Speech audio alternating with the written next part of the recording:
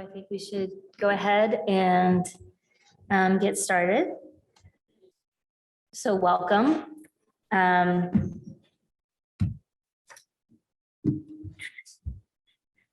Do we have any regular session? We don't have any regular session stuff today. Okay.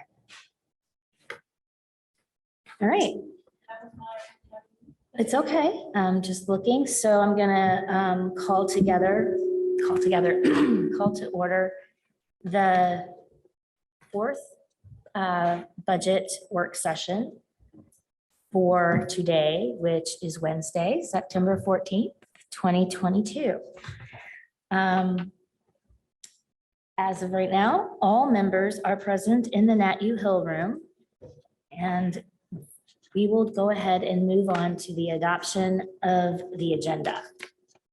Does anyone wish to add or remove an item from tonight's regular agenda? Seeing none, then we will consider it approved and move forward. Welcome again. And as I said, we're in day 4, and I just want to remind everyone that this is not a final approval of the 2023 Monroe County budgets, nor is it a formal budget hearing. The public hearing is scheduled for Tuesday, October 4th at 5:30 p.m. And the budget final adoption will occur Tuesday, October 18th at 5:30 a.m. The public can make comment regarding a budget during those meetings. Departments will be invited tonight here to join us in the Nat U Hill room or virtually on Zoom. And they've been allotted an amount of time for their budget review based on last year's presentation time. As always, the council can extend that time if needed, but we need to be mindful of the time and keep our discussion to the budget reviews. Departments, within your allotted time, please explain any increases, decreases, or additions to your budget. This will be followed by a brief time of questions and answers, and council will have the opportunity to make any recommendations to increase or decrease or any account lines based on that discussion or the needs of the department. Again, it's not a final approval of the budget, but it is a recognition of the requests as presented or amended by council. Do we have any updates to the budget numbers based on changes from last session that we want to talk about? I have not actually had it. I know that Michelle updated all the numbers on the 4B, and honestly, I have not had the chance today between work and fighting traffic to get here just barely on time that I haven't had a chance to go over it yet. So I apologize. I will say that on the Form 4B, I updated the aviation based on the reductions made last night. So that was updated. And then there was some changes with regards to the general fund where there was some reduction in the public defender. And that was based on that mix-up that we had. So that was the only changes. So there was just the 2 reductions in general, just slight, and then a little bit of a reduction with regards to aviation. Great, thank you. Are there any questions or comments from other council members? Then we will proceed, and we are at item number 5 on the agenda, which is the coroner's office. And Ms. Stalkup is going to be joining us via Zoom. There you are. Council, I moved open for discussion and review Fund 1000-0007, General Fund Coroner, category requests of $159,062 in the personnel category, $9,500 in the supplies category, $294,800 in the services category, for a total of $463,362. Second. Welcome, Ms. Stalkup. Would you like to tell us a little bit about anything in your budget before we go to questions? Sure, I can go over it a little bit. Good evening, council, and thank you for your time this evening. The main increase would be in my autopsy line. The pathologist that we employ over in Terre Haute is raising his fees. as most things are raising these days, so is his fees. They're trying to get in a second pathologist to help him out. This year has been quite busy. So that's the largest adjustment that I see on my budget that needs to be made. So if you have any questions, the rest is self-explanatory. Office supplies, obviously supplies have gone up in price. Fuel has gone up in price. I think I tried to keep my my transport line pretty close. I just increased it $5,000 to kind of accommodate for some of the fuel. So yeah, I'm open for questions. Okay. Do we have any comments or questions to my left? No, comments or questions on the, yes, Mr. Iverson. Johnny, thank you for joining us today. Really happy that you're able to come to us via Zoom. And my question is that of autopsies. And I know that you have some data regarding the impact of substance use disorder deaths in our community. And I wanted to know, as the cost of autopsies rise, are we also seeing an increase in the number of autopsies we need to be ordering? Yeah, so over the past year, we have, well, this year, our autopsies have increased, I would say by 25%. The toxicology line, as you see, stays relatively the same, and that's because it's funded. If it's a clear cut, we know that this is going to be a overdose death. This Indiana State Health Department pays for that toxicology testing. So that is separate from autopsy. Autopsies do not include the fee of having toxicology testing. So everyone that goes for an autopsy also gets tested, and the prices of toxicology have went up as well. Okay. I think I ask a question. And then my second question is, I know that during the pandemic, we had an issue with storage, and there were times where you were needing to drive around the community looking for additional space. Are we still having those type of constraints? So with the new hospital opening up, it also opened up extra space. They enlarged the size of cooler space when they made the morgue in the hospital. That doesn't mean the county isn't in need of its own morgue. I still believe that's true. That's for another session. But right now, the hospital has enough space that we have not ran into an issue yet. All right, well, let's hope it stays that way. Thank you so much. You're welcome. Thank you. Are there any other questions or comments from council? No? Okay. All those in favor of accepting the coroner's general fund budget requests, say aye. Aye. All opposed, say nay. Motion has passed. That concludes your budget session, coroner. Thank you very much. Thank you, council. And now we move to 6A. Council, I move to open for discussion and review Fund 1000-0803 General Fund Parks category requests of $1,206,320 in the personnel category, $167,800 in the supplies category, $216,500 in the services category, $19,000 in the capital category, for a total of $1,609,620. Second. All right. Ms. Whitmer, do you want to come up here?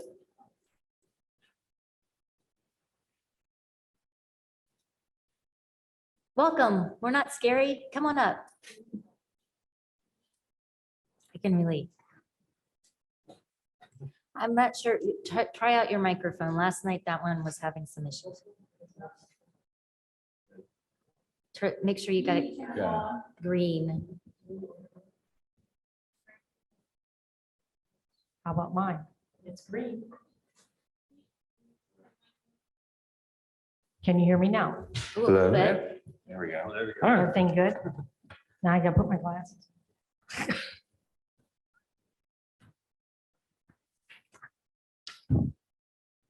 Hello. Hello. I'm Kelly Whitmer. I'm the Director of Monroe County Parks and Recreation, and this is Stanley. Stanley Robertson, I'm the Assistant Superintendent. And what would you like for us to do first? Well, it's the general fund Okay. and any changes that are in a difference from last year, if you could highlight those for us, that'd be great. Excellent. We'll go through supplies first, then services, and then personnel, if you don't mind, in that Sure. order. All righty. Fuel, we're asking for $9,100. That's an increase of $3,700. This is for fuel at the highway garage for our vehicles only. We calculated the math. It is what it is. We have more items. We're driving more. We have equipment that, needs to be driven around. So I don't know where else to go on that. And the park board is very concerned about our fuel. The next one, and this is a big one, $29,100 for the Cars Farm Park gas and diesel tanks. This also includes our oil, our lubes, our filters, which is around $4,000. We have two 500-gallon tanks. One's gas, one's diesel. It operates everything that we do. We've calculated how many gallons we use. That's the number. Wow. The next one is recreation supplies. We talked about this last year. $30,000 would be to replace soccer goals. $7,000 is just our regular recreational programs, balls, things like that, nets that we normally buy. Last year, you gave us, I believe, around $28,000. We bought four sets. Yes, 4 sets of full-size soccer boots. And we're just continuing buying a little each year, so we can replace all of them. We're just asking for $600 more institutional, and basically that's toilet paper, paper towels, sanitizer, trash bags, everything's increased. Horticulture supplies, we're asking for an additional $4,500. Basically fertilizers up about $15 a bag. And seed is now up anywhere between $70 to $95 a bag. Which is over 100% the price from 2001. Yeah. Sorry. And that's over 100% increase than the 2001 price. And in our contractual, we're asking for $112,000. That does sound a lot, but we have a one-time expense, the Cars Caretaker's House, for $50,000 to replace the roof, the siding, the soffit, the gutters. We have an annual rec desk software fee of $2,000 that has all of our shelters and recreational programs that go through that. We have our annual fee of Trailhead Outer Spatial. That's $5,000. It's an annual mobile application fee. So if you want to go see a trail or a park, you can download this and see where you're at. The city of Bloomington also uses it, so we're piggybacking together so people aren't confused of where to go. We have on-calls. We're asking for $25,000. That includes Bledsoe Riggert Cooper James Engineering, Bloomstone Tree, VTech Security and Fire, Cassidy Electrical that does our athletic lights, and other vendors. 25 does not go a long way, but on retainer, we don't need them. Yay. We have annual park projects, $30,000 we've calculated to correct drainage and parking lot issues at Cars Farm Park, improve ADA access routes in ADA areas. 30,000 doesn't go a long way, but at least we can get little projects out of the way. Professional services, we're decreasing by $11,000 because most of the projects that we're doing require a contract. So what's remaining for $15,000, we would have, if we have an emergency plumbing or emergency air conditioner or heating or a pump that we may need, that's what we'll delve into that $15,000. Greenway professional services is up $5,000. We're going to have 2 porta toilets, cleaning, pumping, tree trimming, removal, asphalt maintenance, stone for the shoulder, and anything else that we need to buy to keep the greenways safe and usable. The utilities, we're asking for $6,000 more. Our utilities in 2021 was $52,200. We'll make up the rest in our non-reverting, but utilities like anything else, especially water. You probably all know the city of Bloomington increased the water.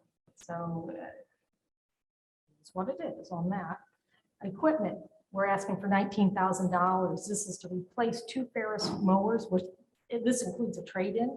This price is a bargain. This is the best price I've literally ever seen in decades. So it's really wonderful that they're working with us locally. We try to buy locally with every single thing that we do. Yeah, on average, right now, a single mower would cost around 16,000. So it's a great deal. New maintenance technician up in personnel. We're asking, because we have an increase in maintenance activities and responsibilities. We have over 500 acres we are in care of. Most likely next year we'll have 585 acres to take care of and manage. We've been noticing that our hourly staff that we're hiring, they do not have the skill set or maybe the work ethic that we require in a full-time person. We have 4 maintenance techs right now, and they can't be everywhere at the same time. One of them is a mechanic. God bless him that we have a mechanic. The other one is a turf expert that we got from Indiana University. That was a great hire. The next one is a carpenter. And the next one is an electrician. They know how to do a little bit of everything, but they're spread out very thin. We really need a new full-time person to help keep up with everything that we're doing with the greenways and the parks. The splash pad, you might be familiar at Cars, it operates exactly like a pool. People think it's easy to just, no. We recycle the water, we do all the things that a pool does. So the public knows our water actually is probably the best water in the state of Indiana, maybe, because we have a UV system that we use that we paid an extra $25,000 in order to really kill all the little bugs and stuff. That takes a lot of effort. We have 12 athletic fields that normally convert to 35 athletic fields. So we're painting 35 athletic fields every week. We also have the dog park, multiple greenways, parks, restrooms. I was going to tell you how many toilets we have, but it's so many that you probably wouldn't believe me. And how many buildings that we're operating in maintenance buildings. So if you think about all the things that you do at your home, now do it on 500 acres with multiple buildings, multiple toilets. You know, these are highly skilled things. We also have equipment that costs a lot to operate, the skid steer, and we just don't let anyone drive our equipment around. They have to be highly qualified. Plus, what you may not know is that our staff does snow plowing in the winter, and that's not easy. They're up at midnight, 6 a.m. plowing the youth jail, dispatch. Oh, goes on community corrections, commissioners. Yeah, voter registration. The showers Probation. building, substation, and then, only then, if we have time, we go and do the parks. If the parks aren't plowed, we make sure we actually keep them closed, because we might have to redo all what I just said in the next hour. So people may not realize that our crews are out there during the winter doing all the snow plowing and such. And it usually takes a 2-person crew on that because of it's dangerous. Is there anything else about the maintenance that you share? And with more of our parks being linear parks, with more of the greenway trails that we're adding on, it's harder to maintain seasonals because you can't send them off to go do a project that's 10 miles away and not have somebody with some sort of authority there to make decisions, make the right call, keep them on track, and so on and so forth. So that is a big part of the reason why we would need another full-time employee. We have noticed the applicants for the maintenance technicians are highly qualified. Yes. So we've been very lucky to have a nice applicant pool in that. Are there any questions? We went through a lot. Thank you. Are there any questions to my right? Mr. Iverson. Thank you for being here tonight. And down in the 3s, I was glad to see that there was a line there for drainage on the fields, because I know that the folks that talk to me about our parks just absolutely love the trails. They love our parks. They think you all doing a great job. And the one thing I hear about is how, the soccer fields are wet all the time. So it's good to see that. And I just wanted to know, like, what should I be talking to folks about what you all are doing out there and how are you addressing that issue? Yeah, every year we try and go through, take one field out per year. This is a new project we've been doing for the past few years. We take one field out and do with our budget as much as we possibly can to fix any issues that we have for that field, let it rejuvenate. And it's been really prosperous because having better grass means it drains better and all these other issues. And also with the addition of having them out for a full year, because it takes up to 6 months to reestablish grass growth.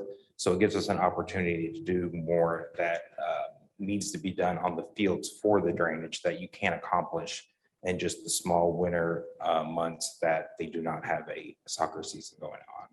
Now, one other thing is, it probably has been determined we need new drainage and irrigation on most of the fields. That does cost a lot of money. And so we're doing what we can without having a $500,000 project come across your desk. Well, that's appreciated. And I'll convey that message when folks talk to me about why their kids can or cannot play soccer or whatever happens, but I'll let them know you're working hard on it. And honestly, if we have a rain event, we do have to cancel, because once the grass is gone, it doesn't reappear the next day. It's Right. going to take 6 Right. months to 8 months. So we have to weigh, do we want to have no grass, or do we want to have a nice grass and they can play maybe another day? And plus we have a clay base. So think of a clay pot, put the water in the clay pot. There it is. We don't have the best soils. Yes, and over the years, our drainage has been slowly filling in just because of the style of our drainage system, because it's so old.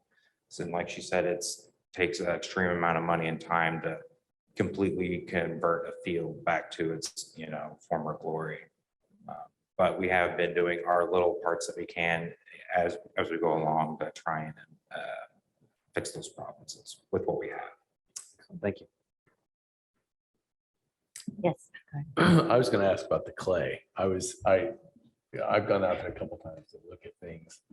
When I've received a note from a parent, and it is apparent that clay is an issue in there.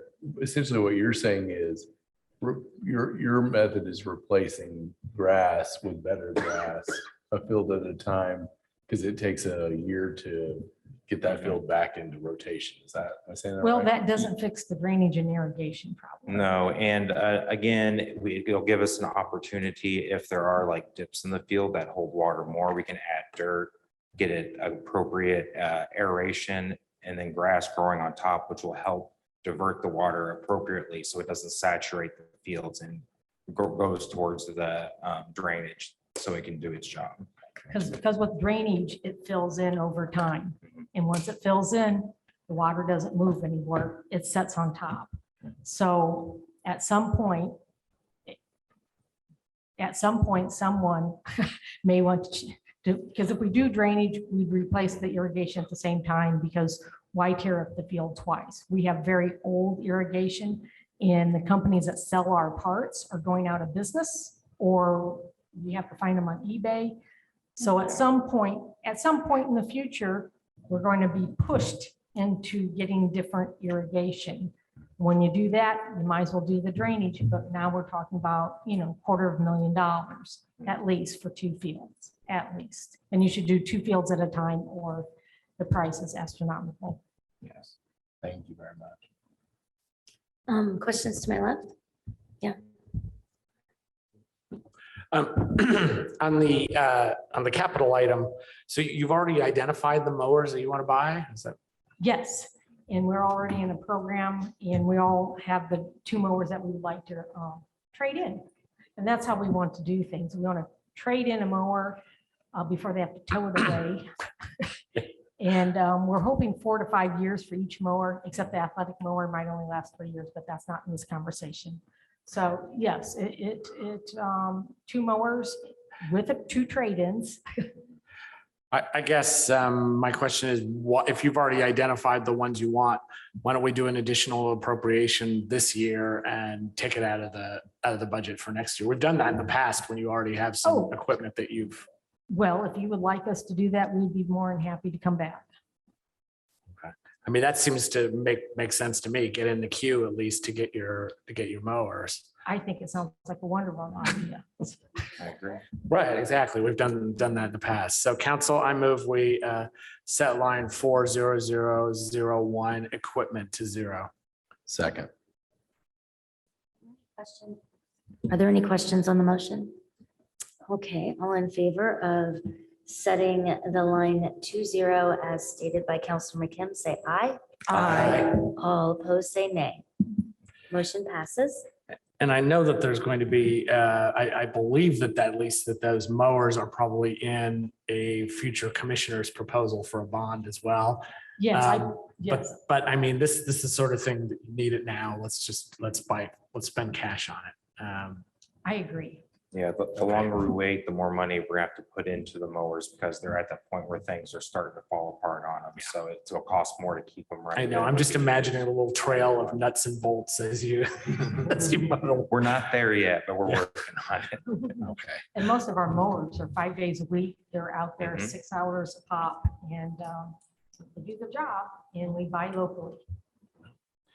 So, yeah, and I just think that the Monroe County greenways are absolutely world class. I mean, I think they're absolutely as nice or Thank you nicer. very much. I greatly appreciate that. They're well maintained. They're beautiful. Yeah. And I'm so excited to, even though the Ellettsville Greenway isn't fully open and connected yet, people are out there all the time on the part that is open. Every time I go out there, there are now more and more people enjoying it. We're hoping the Cars Farm Greenway all the way to Ellisville should be open mid-October, hopefully. So that'd be 7.2 miles from Cars Farm Park all the way to the great city or town of Ellis.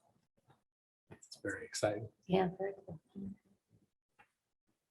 Any other questions this direction? I mean, I know we talked about the position issue, and I know you've raised that issue with us before. And so the position description is going to be just another one of what you already have. Correct. We want to concentrate on heavy equipment operator who can trailer items. That would be my preference. Councilor Hall? We know that we've been excited about growing our Parks Department, and we knew along with that would come a larger budget. That's just common sense. So, but as you were saying about the new position, if it's just going to be like your other position descriptions, I don't think there's a need to come back to back or anything. Yeah, no, I think that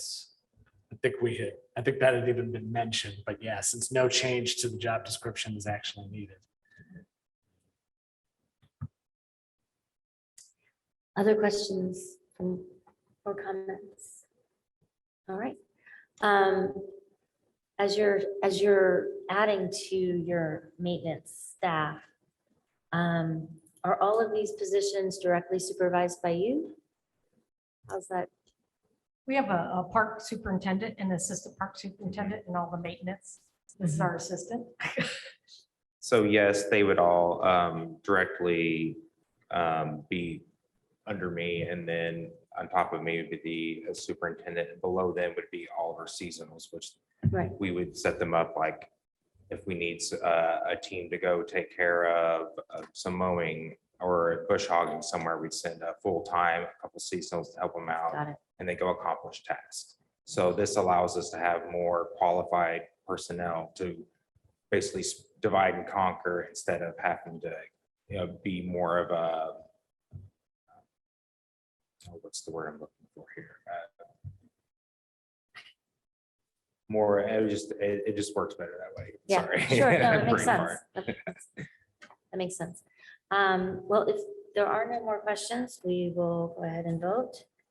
All those in favor of accepting the Parks Department's general fund budget request, say aye. Wait, we had an updated number.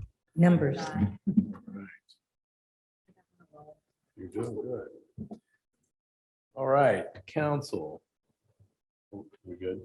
I'm going to restate numbers for general fund parks, fund 1000-0803. In the personnel category, we've got $1,206,300. Pardon me. Let me try this again. $1,206,320 in the supplies category. $167,800 in the services category. $216,500 in the capital category. We're going to go down to 0. That's going to be a grand total. Scroll down, $1,590,620.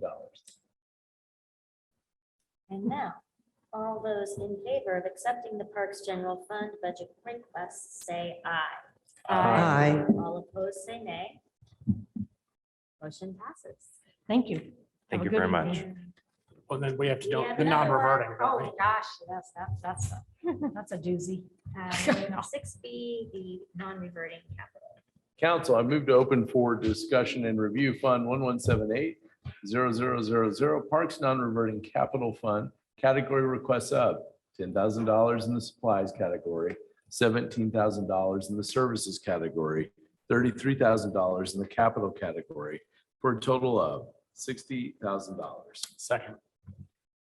What can you tell us about this one? Well, this is very easy. We asked for a $60,000 appropriation last year. We're asking for a $60,000 appropriation this year. We just rearranged some of the numbers because a lot of things have to do with contracts. So you'll see that that number is higher. Other than that, the park board tries to keep this for, they might have to spend it on the maintenance building. Our roof's falling off with the gutters. So that might be a $40,000 thing right away, but the park board will want to take that into their budget if you guys can take the caretaker's house and take care of that. So that's probably what we'll be spending the money on, is another roof. Are there any questions or comments? Noah? And just for everybody's knowledge, all of the revenue for this comes from shelter rental. Correct. Correct. And I noticed that you reduced the cancel or the refunds line because you don't anticipate, I assume you had a lot of cancellations over the last year. For the COVID, right now we're booked. So not very many refunds. All right. If there are no more questions, I need my place. All those in favor of accepting the parks non-reverting capital fund, excuse me, budget requests, say aye. Aye. All opposed, say nay. Motion passes. Thank you. And that concludes your budget review. Thanks. Thank you very much. We'll move to item 7, extension services. Council, I move to open for discussion and review Fund 1000-0011 General Fund Extension, category requests of $141,553 in the personnel category, $7,736 in the supplies category, $143,670 in the services category, for a total of $292,959. Second. Welcome, Miss, it's Audie, but I was gonna say your last name, Equa.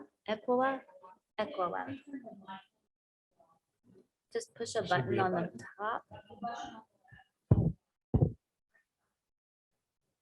Oh, okay. Thank you. Miss Equa. Thank you. So I'm the County Extension Director here at Purdue Extension, Monroe County, and we're asking for increases in a few of our line items. The first one is for our part-time staff. We were asking for an increase, and this increase will help to support 1 full-time summer staff, 1 part-time summer staff, and temporary staff throughout the year. Our second ask is for our contractual services, and this number is dictated by Purdue Extension. We are asking for a 5% increase. And just a reminder, our contractual services is an agreement between Purdue and the county. And so you guys are generous enough to give us staff and postage and facility to work. In exchange, we provide different types of educational programs from agriculture, natural resources, nutrition education programs, as well as like youth development. So Purdue is asking for a 5% increase. We are also asking for an increase in professional services to about from 867 to 1,000 due to inflation. And we're also asking for an increase in our training and travel line item from 8,520 to 10,000. And this is also due to an increase in gas prices. Okay, thank you. Do we have any questions to my right? Council Munson. Hello, welcome to your first budget hearing. Thank you. I would like to ask about the increase in part-time staff. And can you tell us if there's an increase in 4-H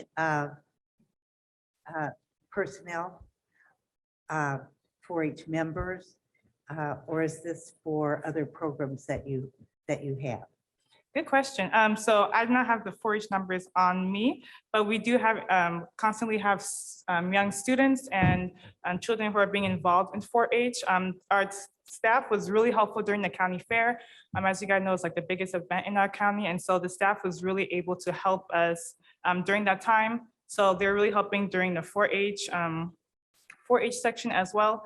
They also help with A&R and Health and Human Science Educator, which is the other parts of Purdue Extension. They do a lot with 4-H. They're for the whole, our whole office, but 4-H does need more of the help because it is a lot of work doing different programming, different clubs for different kids. And so our staff did do a lot of 4-H work, but they do help out with other program areas as well. So it's not specifically for 4-H, but they do help out with a lot of 4-H. And do you have an increase in 4-H members?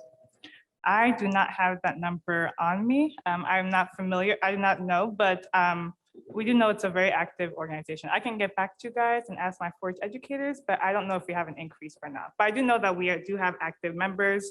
We're having an increase in junior leaders and trainers and volunteers. And so I think it's very active. I'm not sure how much of an increase we've had, but it's still a very active program that we do have at Purdue Extension. So thank you. Thank you. Yes, Mr. Iverson. It's nice to see you again as your liaison. It was a pleasure meeting you, although here. it was interesting to get, we met, and then of course we got the email saying that you're stepping into the leadership role and didn't know that at the time. So I didn't either, so. glad to see you here. You too. In your personnel category at the top, the office manager is a new line at the top there, and it replaces what used to be the business manager. Can you talk a little bit about your leadership structure there at the extension offices? Who do you have reporting to you, and like how does that all work out in terms of the staff there?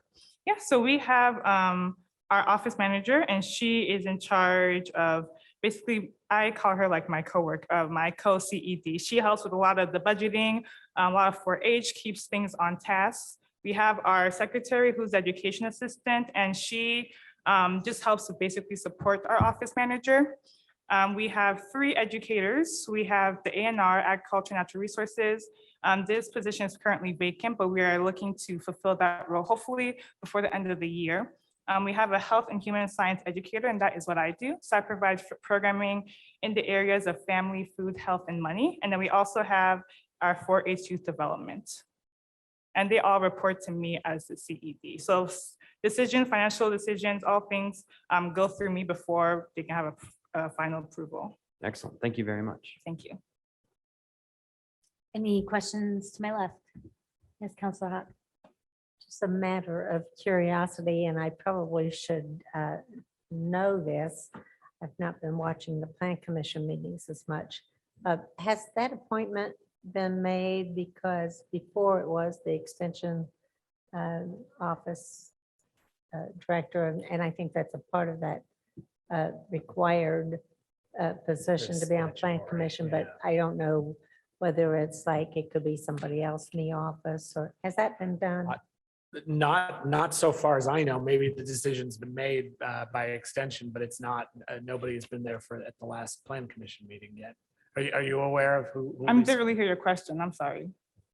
Who will be serving from extension on the plan commission? Since the extension office has a statutory appointment. On the plan commission, Yes. I'm not sure, but it'd probably be me as the CED. So probably, I would probably serve on the committee. I would just say that to have a full house there on Plan Commission is essential. And it's something that needs to be happening fairly quickly, It's correct? extremely important. We did just fill, or the commissioners did just fill the other position. So But still, we you had need to two have- vacancies at the time. So And you need to be there a while to sort of get caught up because it's a huge job. So, Exciting. hello and welcome to Monroe County government. I didn't know you were coming to get another job assignment. Other comments or questions? I just wanted to say congratulations on your new role. Oh, And, thank you so much. I and appreciate It's it. great to have you here for budget hearings. And, Thank you so much. I Yeah, appreciate I it. look forward to working with you in the future. Thank you. I appreciate it. Anything else? No? Well, welcome from me as well. Thank you, Kate. And I don't think I have any questions either. So let's go ahead with the vote. All those in favor of accepting the Extension Services Office General Fund Budget request, say aye. Aye. All opposed, say nay. Motion passes. Thank you, guys. I appreciate it. Thank you. Thank you. Now we move to the Health Department. Council, I move to open for discussion and review Fund 1159-0000 Health Department Fund category requests of, in the personnel category, $1,451,767. In the supplies category, $27,500. In the services category, $518,447, for a total of $1,997,764. Second. Hello. Hello. And welcome, Ms. Kelly.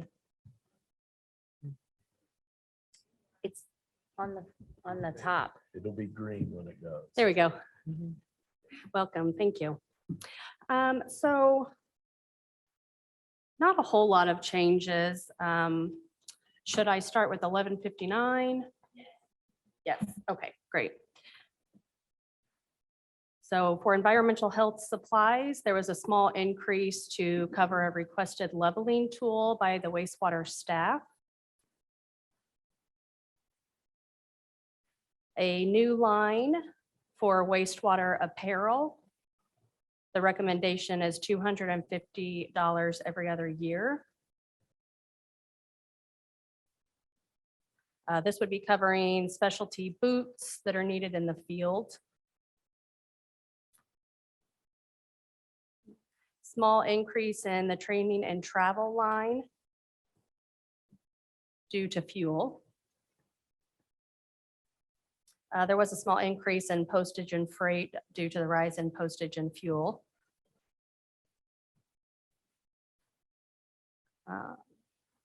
Recommendation of a 2% increase to IU Health for the public health services.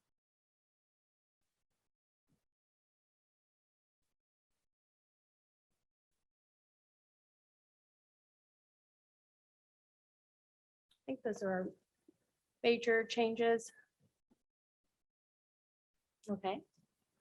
All right. Are there questions to my right? Yes, Councilor Iverson, or go ahead. I noticed that equipment has been reduced from last year. You have no equipment proposed, is that correct? That would be correct. Okay. And I didn't see the IU agreement in your budget. What line is that, please? Personal health care. Oh. What's the line? What's the account number? 32410. I see it. Okay, thank you. That's all. I just wasn't tracking that. That's it. Thank you. Counselor Iverson. Well, first of all, welcome Thank to your you. first budget hearing. We're really glad to have you here in Monroe County. And, this is quite a big department to be staffing. So thank you for your service to the residents of Monroe County. Thank you. And I just wanted to go into your ones, where the personnel are. Sure. And I think a little while ago, we had approved a population health position, and I think that's the population health outreach manager. Is that correct? That sounds correct. Yes. Okay. And could you just tell us a little bit, what does that role do here in Monroe County? Sure. So sees really just a lot of the education with regarding like syringe service, some of our outreach with mental health, some of those CHIP groups, overseeing the other staff in that department. But really the big role of that is based with community education. Okay, thank you. I think that's the only questions for now. I'll see what other questions council has. Any questions to my left? Yes. I'm trying to find which fund it is. I recall seeing something about you want to take 2 part-time and make 1 full-time. Or did you want to take the 1 full-time and make 2 part-time? I know we've done it. We just keep doing it It's back gone and back and forth. forth. It's like Yeah. we do it 1 year, think we have it fixed, then we do it again and whatever. So So there has been discussion, it is part-time hours currently, of combining that to make 1 full-time for better retention purposes. In addition, having the 1 full-time would allow that person to be able to assist on the office side, but also be able to do some of the duties out in the field in the event that that is needed at a certain time. So Is that- it's, may I ask? Sorry, go ahead. I don't have this open. I can't see it. It's too small here on the screen. In the group for that does the food checking, like for restaurants and so forth. Do you have that fully staffed now, or do you have vacancies or? In our environmental health, Is it the food sanitarian? Right. positions? yes, so those are filled. Okay, great. And I just want to make a comment about, because she was talking about, making, combining maybe 2 part-times and this kind of thing. We have already talked, that would require a brand new job description. So we're going to work together on that and then have to bring it to PAC later for that. So it's not included in this Okay. request at all. I just recalled an email discussing it, and I was trying to figure out if it was here or where it was. Right. Well, I think originally Penny, when she submitted that, had made that, but since having conversations with Ms. Kelly, we decided we're going to go a different direction. Okay. Yes, go ahead. So first of all, welcome and congratulations on your first budget hearing. So I did have a couple of questions on the services categories. In particular, the line labeled immunization expense for $168,000. It looks like I seem to remember last year, even though it was included in the health general budget, that it was actually grant funded in some way. Is that correct? Yes, so from my understanding, this was a reimbursement that we received from the COVID clinics. That's my understanding. Okay. So right here, it's listed as an expense of $168,000 in appropriation. So does that mean we'd be getting that $168,000 next year in reimbursement? I'm not, I guess I'm trying to, maybe the auditor's office has Sure. an idea. I'm trying to figure out how the money flows. So from my understanding, the purpose was to keep this in the budget so it doesn't get lost in the cash balance. But to be able to use this to cover accreditations if we need to, that's my understanding.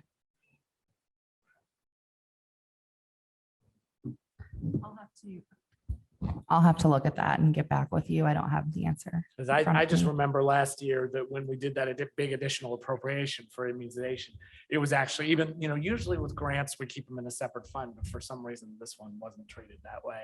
And I think there's money coming in for that. And I guess I just want to make sure that, given that there is money coming in for it, that's appropriately reflected in the miscellaneous revenues. So we see the revenue as well as the expense. That I believe that we have received those funds, but I would have to double check on that.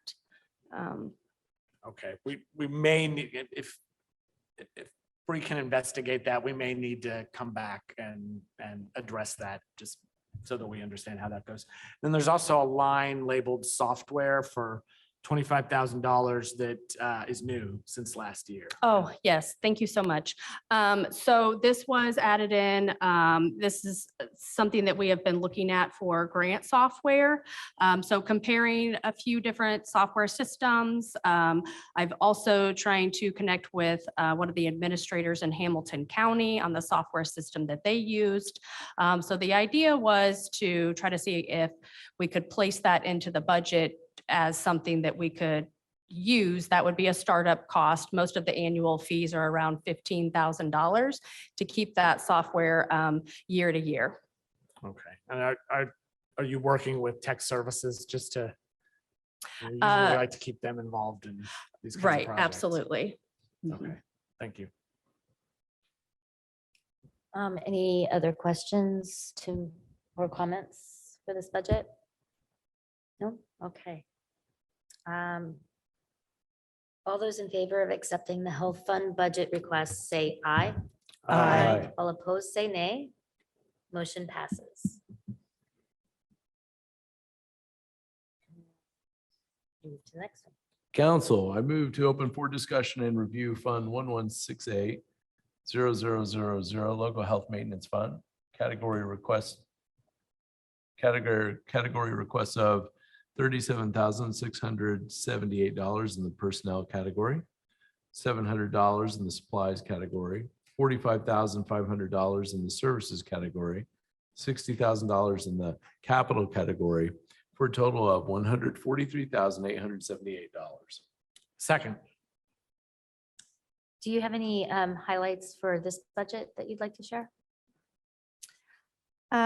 So there was a recommendation of purchasing 2 more vehicles in 2023. This was based upon a recommendation from the food staff and an additional vehicle in wastewater for their staff, an estimated total cost of $60,000. Okay. Anything else?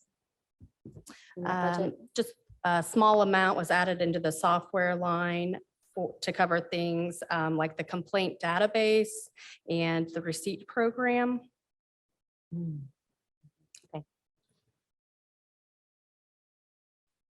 Are there questions to my left? Yes. And I apologize. This is a little bit peripheral to the budget. It was something that just occurred to me because it came up earlier. Is the new system to manage septic permits fully up and running now? Is that going well? That was a big issue for a while, I know. With the state, you mean? No, I mean, with our septic permits, there at one point, it was almost impossible to even retrieve septic permits because they were created in an old system that had become delicensed. And so from my understanding, they are still having issues, that this is something that we're working on with TSD, and that I've met with a few folks in the county about. I think that it's really the system that's being used, and having some issues with reliability. But I do believe that that is not completely resolved. But TSD is actively working on it now. From my or- understanding, yes. Okay, I'll follow up with TSD. Thanks. And I know that's not really directly related. I just want to take the opportunity. Thank you. Other comments or questions? Yes, Peter Iverson. Oh, did you have a question? Could you talk a little bit more about the complaint software that's in line 30041?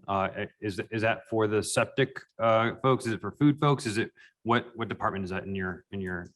So from my understanding, there was a NERV database and a complaint system that had record collection of complaint records over time, that trying to capture that data to be able to then store it into new updated cloud-based system that we have. And this is also something, from my understanding, that TSD is looking into. So it would accumulate complaints going back into time as well as new complaints as they come into the office? From my understanding. Interesting. Okay, that's great. Any other questions, comments? Yes. Hello. I just, out of curiosity, I see the medical supplies from last year have decreased to $500. Can you explain that just a little bit? The decrease in the medical supplies, that's honestly, that's something that I would have to look into a little bit more to find out a little bit more information. My best thought would be that this would be COVID related, perhaps.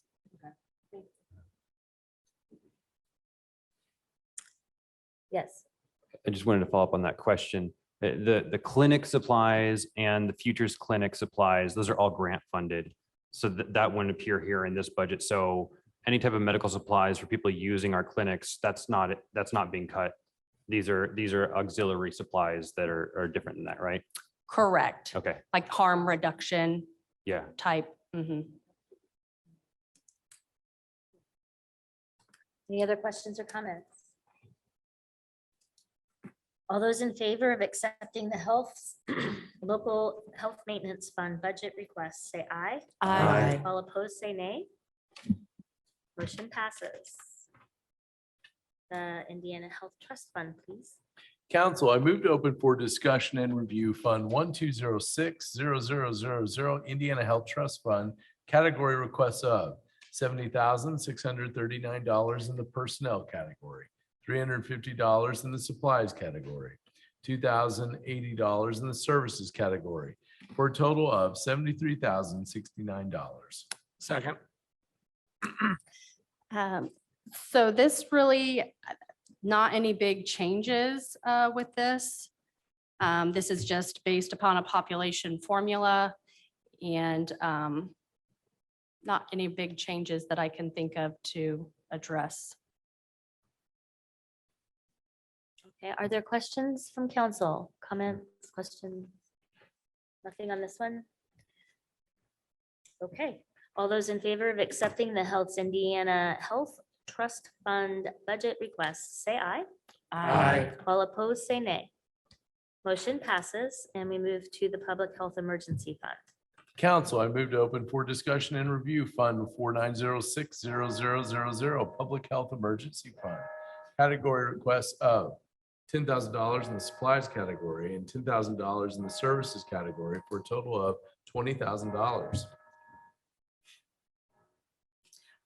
So again, not any big changes here. This is just money set aside for emergency situations.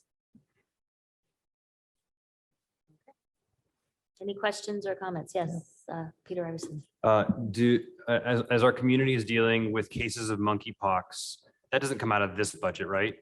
No. Okay, all right. Did you second the motion? Yes. Okay, just we didn't hear it down. Oh, wow, sorry. Maybe I just thought it. Second. Okay, consider it seconded. That occasionally happens. Yep. Any questions or comments down this way? No? Okay. All those in favor of accepting the Health Department's Public Health Emergency Fund budget requests, say aye. Aye. All opposed, say nay. Motion passes. And that concludes the budget review for the Health Department. Thank you so much. Congratulations. Before we call the next department up, I'm going to call a 15-minute recess. We've had some interest from my fellow counselors in going down to the vigil that is taking place out front in the courthouse in recognition of the final day before SB1 goes into effect. So we will reconvene at 6:18 according to my clock.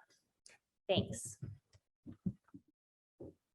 So I don't know how to phrase it, but I'm resuming our budget session for September 14th after our short recess. Thank you for your patience. And we will proceed with the prosecutor's office. Council, I move to open for discussion and review Fund 1000-0009, General Fund Prosecutor, category requests of $2,481,049 in the personnel category, $11,500 in the supplies category, $120,550 in the services category, for a total of $2,613,099. Second. Welcome. Thank you. Erica Oliphant, Monroe County Prosecuting Attorney. I have with me my Executive Director, Beth Hamlin. There are a few changes that we've requested for 2023. First, we are asking for slightly increased percentages of the victim assistance salary to be paid out of the county general. This was necessitated because we had a slight decrease in federal funding out of the Voca Victim of Crimes Act. Nationally, all Voca recipients did become impacted by a funding decrease. We anticipated that we would receive a 13% decrease in our Voca award. And though our budget hasn't been finalized, it does look like we're getting a smaller decrease, a smaller loss than we'd anticipated, which is good. They did cut our travel funding entirely, but rather than try to move that to county general, we are going to elect not to send our victim assistance staff to the National Crime Victims Training in 2023. Just as a reminder, the Victim Assistance Program serves as the main point of contact with the prosecutor's office and the primary source of information for victims of crime. Moving along, you may notice a change in our office administrator line.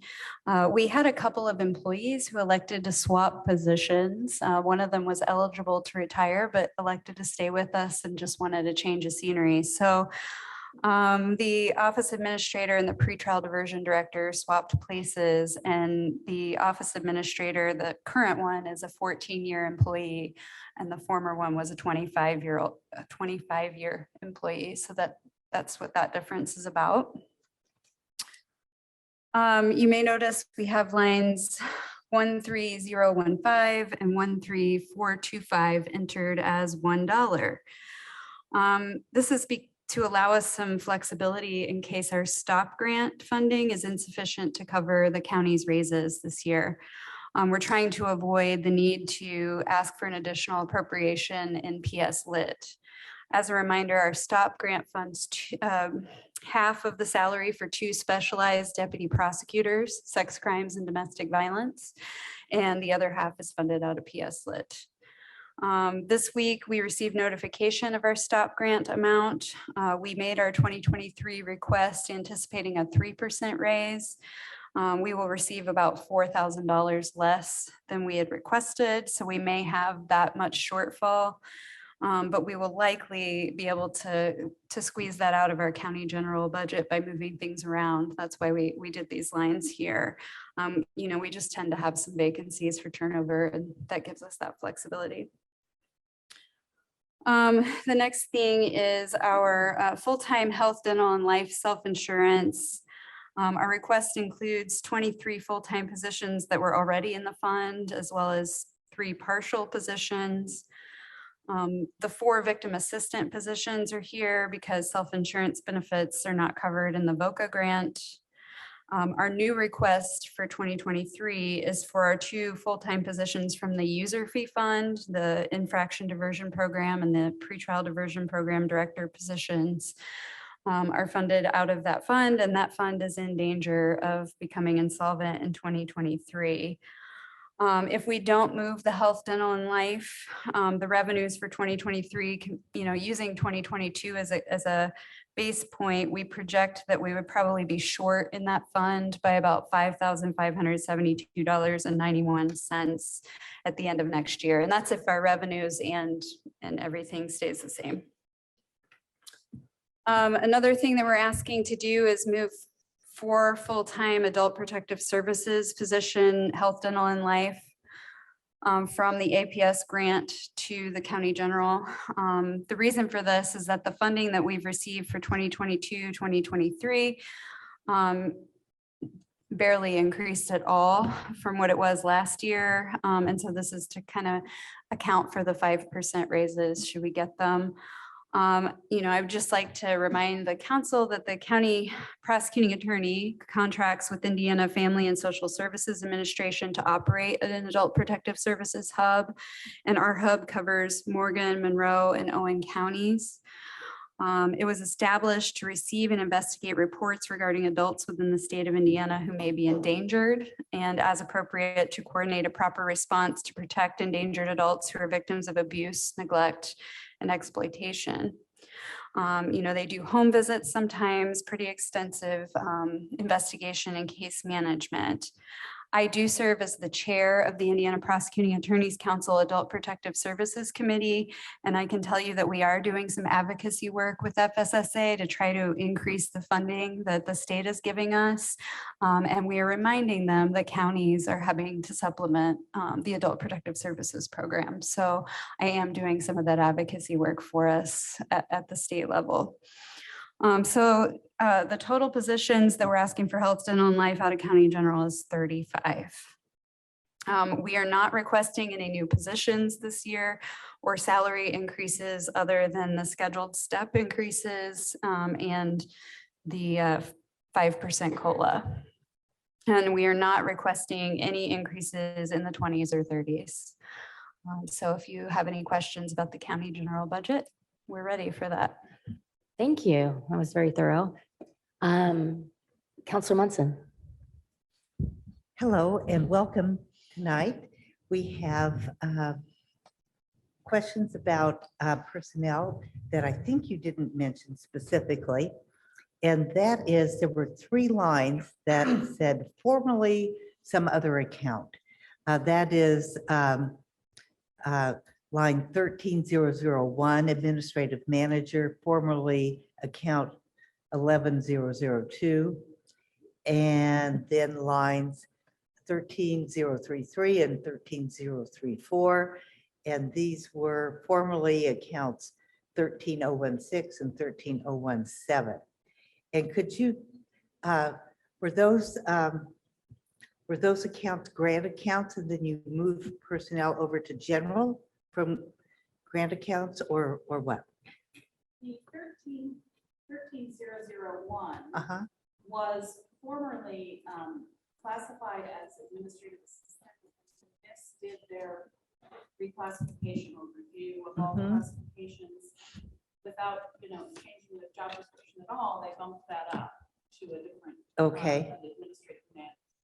And so I believe that the line was, the number was just changed. Oh, it wasn't a different account. It was just a different line. Okay. Yeah. That is accounted. Yeah, that's account, right. The other 2 lines I did not catch. What were the other? And they're criminal investigators, 13033 and 034. That's the same. They with the reclassification, they I think wanted to move all criminal investigators or all investigator positions into the same line. So that's not a change. It's not additional positions or anything. That's just based on that. Okay, because I couldn't see that. Yeah. Because they weren't. It's not really reflected here. Yeah, but thank you. Yeah, I think it was line 13005 where you mentioned, you were talking about the Voca Grant. And I just wanted to make sure that I was hearing you correctly, that you have set that increase based upon, what Voca was telling you, but there might be some there might be some changes, in what Voca will be allocating to Monroe County. So do we need to make a change to that number, or do we need to keep that number the same for now? Or Our budget with Voca, with ICJI, hasn't been completely finalized yet. That might adjust a little bit, but it won't be significant. Okay. This will be enough. It's an increase of about 5% in that line, 2% in the director line. But it's going to depend on how the grant agreement, Right. finalizes. And I guess that's why I was asking about 0.5 and not 0.4, because the increase in 0.5 was so much larger than the increase in Yes. 0.4. And so, but to hear you say that the change in the grant won't be significant. No, it shouldn't be more significant than what I've got listed here. Okay. All right. Sounds good. Thank you.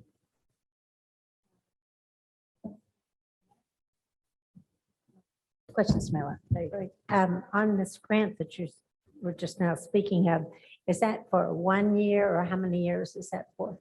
The Voca grant is a 2-year grant. Okay, and so I just want to make sure there's room in there in case we would, change your salaries or something, that we know that there's dollars in there. Do you think that's? Yes, for 2023. I don't know what'll happen in 2024. We'll just Well, sometimes when the grant has been approved, they stipulate how much it's supposed to be. So is this grant something that you can change your salary if you need to? with ICJI or with us, with the county. Right. What we're trying to make sure, what I want to try to make sure is that if we have a grant position that we think it's covered there, and then the following year, we've got to come up with extra money, that's No, not we there. should be fine. We've had this conversation Yes. before. Yes. No, we've received the Voca grant for at least 25 years that I'm aware of. And this new grant agreement will be covering for 2 years. Okay. So we should be fine. Okay. For at least 2 years. Can I Yes. ask a question? When do you submit your budget so that you said you submitted it with a 3% increase? So when does that take place? That's when I submit the grant application. I have to submit a proposed budget. And what I have done typically in the past is anticipate, because these grants run different than, the calendar year that we run on, I calculate my budget based on a projection for the following year of a 3% increase, because that's sort of typical. So that's what I did when I wrote the application. Any more questions? Yes. So I wanted to talk about the full-time self-insurance line. So at this point on the, with respect to the pretrial diversion program, we are now at a point where the pretrial diversion program, I know at one point in the past, the pretrial diversion was sort of thought of as a cash cow. And at this point, it's so far not a cash cow that it doesn't even cover the costs of actually running the program. Is that correct? And so, and I know you've already answered this question to me, but why do we still want to do it? Well, I'll turn to Elephant to explain the reasons for that. Sure. So there are 2 diversion programs that we run that are prosecutor-led, the infraction diversion program and the pretrial diversion program. The infraction diversion program is a program that diverts infractions, keeping people's licenses valid, keeping points off their license, keeping insurance from going up, those kinds of things. The pretrial diversion program keeps hundreds of misdemeanor and level 6 felony cases out of the court's dockets. It keeps criminal convictions off of people's records and all of the collateral consequences of conviction that can happen as a result of those convictions. Right now we're kind of in a funny place because in 2020 and 2021, not only was there a pandemic, but we've also made some community efforts to try to reduce the number of people who are arrested for misdemeanor cases. And so I do think that has impacted to some extent the number of misdemeanor cases that we've received in the recent years. I will say that I am always looking for opportunities to expand our pretrial diversion program to include more felony cases. But that's something where you have to work with some stakeholders and make sure that you're not going the pendulum's not swinging a little too far. I will say, the diversion programs I think are really valuable for keeping, like I said, keeping things off of people's criminal records and making sure that, people aren't paying their whole life for one bad mistake. Excellent. It does keep a lot of cases from the court system, which frees up a lot of resources for court services. The courts themselves don't have to hear each of those cases. Yeah, thank you very much for that. Then on the adult protective services, so we're talking moving 4 employees, self-insurance, full-time self-insurance to the general fund. Since we don't have that budget here. Correct, yeah. At this point, what's the, I guess, the surplus in the adult protective services? Are we just with these 4, are we just now covering the adult protective services budget? Is there any slack? Do we need all 4 moved over here? Could we get away with 1, 2, 3? What? For the last several years, we have paid the part-time employee from the adult protective services, the data entry person who works about 10 to 15 hours a week. We've covered that out of county general. So there really isn't a surplus in adult protective services. It's a really tight budget. I do think we could probably move 3 of these positions and be okay in the adult protective services. I mean, if that's a concession, I'd be willing to make that. But I think that's probably about as low as we can go, Okay. especially if we're looking at the raises that, happily we're looking at. I just think that's really going to put a squeeze on us. Okay. Thank you. I was just asking because, like I said, we don't have that budget Yeah, as part of it's our. not part of this process. Yeah. Are there any more questions to my left? To my right? No, okay. And all right, I think that answered my questions as well. So all those in favor of accepting the prosecutor's general fund budget requests, say aye. Aye. All opposed, say nay. Motion passes. Move to general child support. Council, I move to open for discussion and review Fund 1000-0660 General Fund Prosecutor Child Support Category Requests of, in the personnel category, $1,293,781. In the supplies category, $4,000. In the services category, $45,938, for a total of $1,343,719. Second. All Yes. right, thank you. So as you know, the Child Support Division establishes paternity orders and child support orders and works to enforce those. They also help to reimburse TANF benefits that are received by parents. There are no changes to this budget other than the scheduled step increases and the proposed 5% COLA. Thank you. All right, are there questions or comments on this budget? No? Okay. All those in favor of accepting the prosecutor's general fund child support budget requests, say aye. Aye. All opposed, say nay. Motion passes. We move to extradition. Council, I move to open for discussion and review Fund 1155-0000 extradition category requests of, in the personnel category, $609, for a total of $609. Second. Tell me about this incredibly crazy budget. Yeah, so this is a fund that's essentially exists to help us get fugitives from justice who have gone to other states or counties. We rarely actually use it. We usually end up paying elsewhere out of county general or somewhere else. But, we've had a decrease in the revenue. And so the request is a bit reduced from previous years. All right, are there questions? Comments, questions? No? Right. All in favor of accepting the prosecutor's extradition fund budget requests, say aye. Aye. All opposed, say nay. Motion passes. And now we're at public safety lit. Council, I moved open for discussion and review Fund 1170-00009, Public Safety Lit Prosecutor, category requests of, in the personnel category, $116,000, $116,946 for a total of $116,946. Second. All right, so as a reminder, this pays the other half of our stop-funded deputy prosecuting attorneys. We have not made any changes to this budget other than the step increases and the 5% COLA.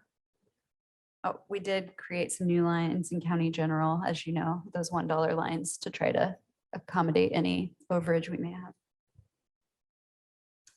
All right, are there questions on this budget? No? Okay. All those in favor of accepting the prosecutor's public safety lit fund budget requests, say aye. Aye. All opposed, say nay. Motion passes. And now we move to diversion user fees. Council, I moved open for discussion and review Fund 2503-0000, diversion user fee, category requests of, in the personnel category, $133,465. In the supplies category, $100. In the services category, $650. In the capital category, $500. For a total of $134,715. Second. All right. All right, thank you. So the balance of this fund has steadily declined over the years. In our infraction diversion program, the revenues are similar in 2022 as what they had been in 2021. So far, our pretrial diversion program, the revenues are up about 62% this year from 2021. But remember, again, pandemic in 2020 and 2021, so those were kind of lean years for us. But if we look back to 2019, the PDP revenues are down by about 44% from that pre-COVID year.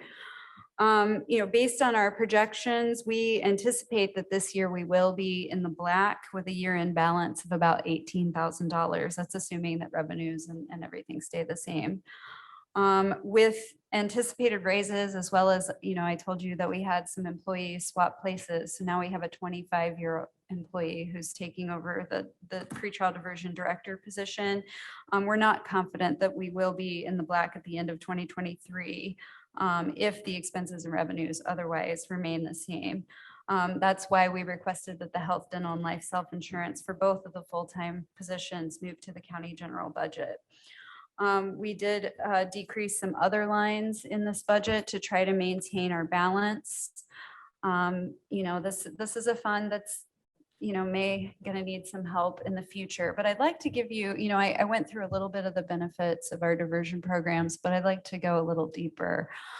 The person who runs our infraction diversion program, that director, he on his own initiative decided that he would like to work with people who are referred to us with driving while suspended infractions as a citation. Before filing any charges, he reaches out to them by mail or phone or whatever contact information he has and lets them know that he's willing to work with them. And as a result, he has helped people understand why their license is suspended and kept 301 cases from being filed. These are misdemeanor cases. We don't charge fees for that because there's not a provision in the statute. So that's 301 cases, misdemeanor cases that never hit a court docket, didn't go through a diversion program formally, didn't generate any user fees, but was nevertheless really valuable to a lot of people, got some people licensed, got some people to avoid some criminal cases. So, and the pretrial diversion program director, that person is making sure that there is some accountability. We're not charging fees to dismiss cases only. We're also having people go through evidence-based programming. Sometimes we use CGM and some other organizations in the community to make sure that people are getting some education, understanding the consequences of their actions, so that they hopefully are not coming back with new criminal cases down the road. So though these are not the cash cow that maybe they have been seen as the past, they are nevertheless really valuable to our community. And I would hate to see that us have to do away with these programs. So if you have any questions, I'd be happy to take those. Thank you. Thank you. Questions to my left? Yeah. So I'm sorry, just on the cash balance, what's your projection for the end of 2023, assuming that we pass it as is with zero in the insurance line? If we were going to be at a negative $5,572 if we didn't move. So this would add 24,000 to that projected balance. And that's even taking into account you reducing the services by Yes, $5,000. I reduced all those other lines. Yeah, okay. Yeah, we really are on the bubble. Council Munson? Yes, thank you for talking about the value of this program. And I'm concerned if this program is going to continue to have a lower budget every year, that it would be important to transfer the personnel to another budget, to general fund or PS led, and to use this fund for supplies, services, and capital, and just in order to protect the important personnel that are taking care of this program. And I hope you'll think about that for the future if your revenue continues to decline. Yeah, I think it's on our minds. I think we're going to try to do what we can, not to have to cost the county more money than we have Well, to, that's good. but these are valuable programs. So we will keep it in mind. Thank you. Okay. Councilor Iverson? Obviously, there's, I think, consensus up here that this is such a valuable program. I'm really concerned, though, about the drop in the services, particularly the program line. I mean, that's a huge decrease. Is that going to impact the way that you are running this program in this coming year? So the previous administration had used a lot of budget from that program line for some of the community initiatives that he was involved in. It's not going to impact the way that the diversion programs operate. It impacts how I can go about doing certain initiatives in the community. And I'm, trying to be resourceful and find grant funds and other opportunities where I can to be involved with some things like the high-tech crime unit comes to mind. And we found grant funding to do our data, our racial justice and data project beyond what the county council allowed us to fund. I'm trying to be creative and find other avenues to fund those kinds of initiatives. Well, that being said, there are not a lot of prosecutors like you in Indiana, and I would hate to tie your hands. I mean, is this tying your hands? I wouldn't say that at this point. You'll hear from me, I think, when I feel like my hands are tied. All right, I'll hold you to it. Councilor Decker? Well, I was going to kind of pick up on that and just offer that as one of your two liaisons. And I've served with you for a little bit now. I always appreciate the breadth of knowledge that you bring, both of you bring into these discussions, and particularly that you give to your liaisons. I feel like we are rarely out of touch with you, and that's more on your effort than ours or mine. Councilor Iverson does a great job. I wanted to ask on to clarify, I think really for the public watching, on the value example that you were talking about. What you were describing is the person that's driving along, going about life, and license has been suspended, and they're not exactly aware, and that meets them at the wrong time, complicates life. Your director's proactively reaching out to these folks to assist them and kind of avoid that classic thing I've heard people talk about for years.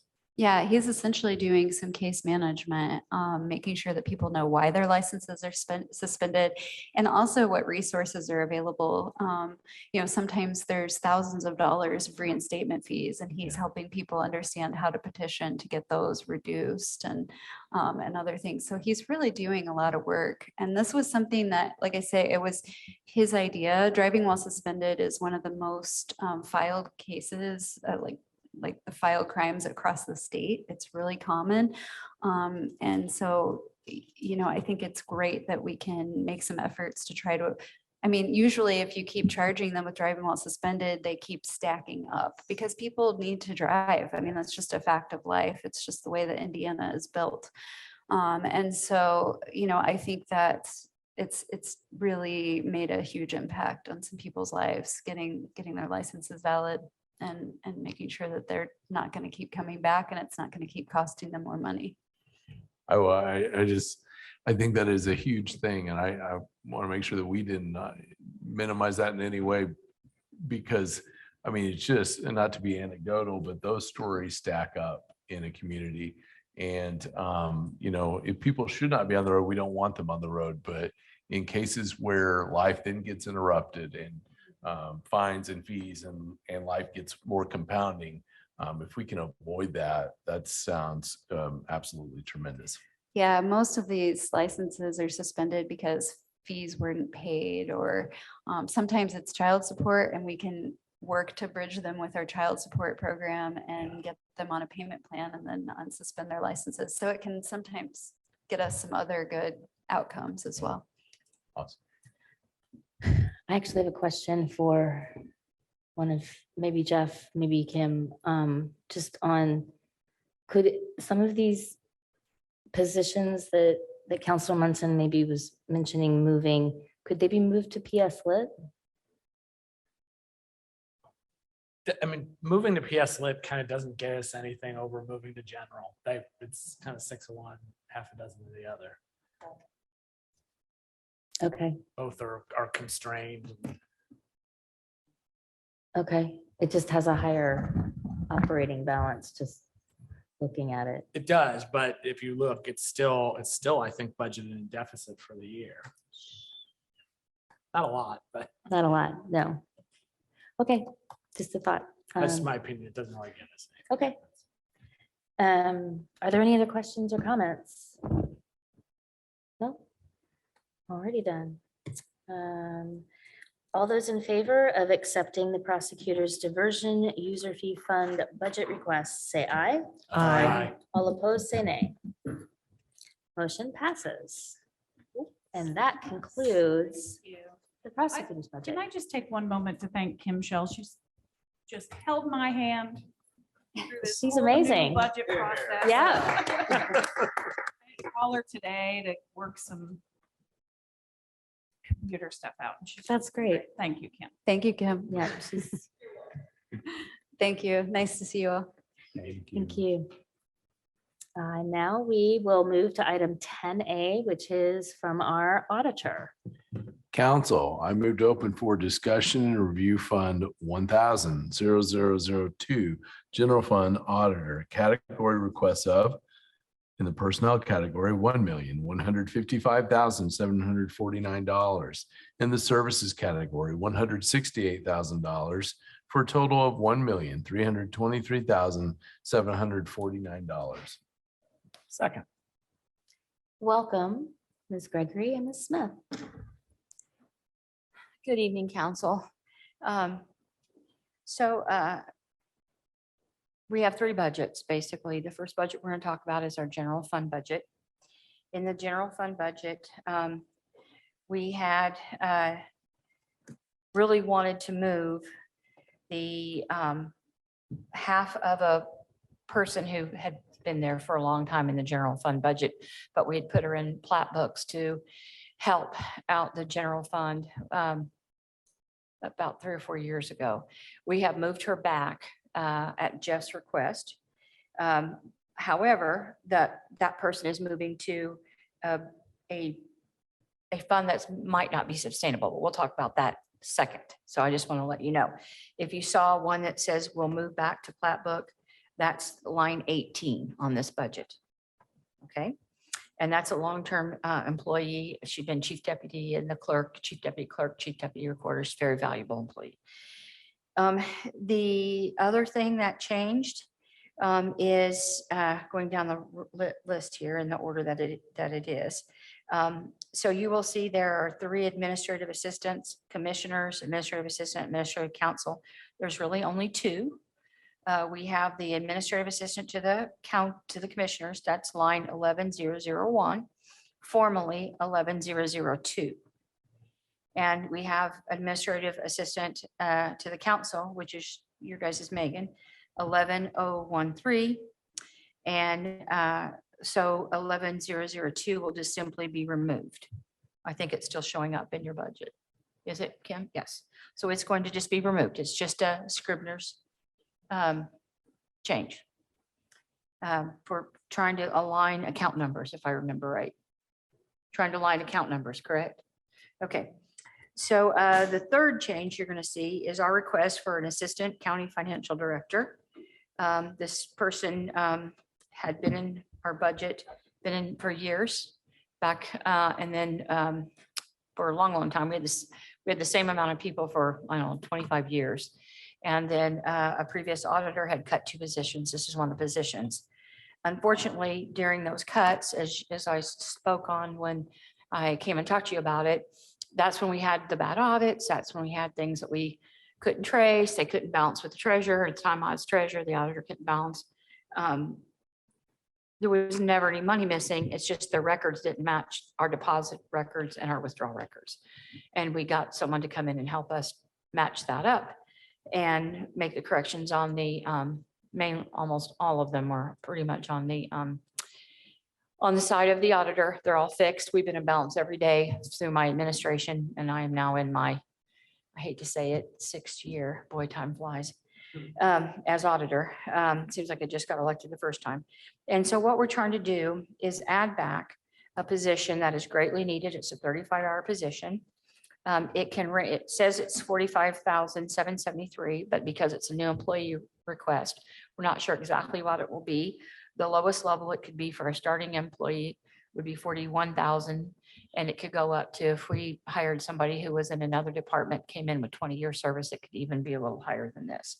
But Kim fed in the midpoint range. So what you're looking at is the midpoint range for this new employee request. This position would be Kim's assistant, or not Kim's assistant, would be Bree's assistant. They would do pretty much all of Bree's time now is spent on, and I know it sounds crazy, on audits and the financial report, because the financial report is no longer a report you do as a snapshot at the end of the year.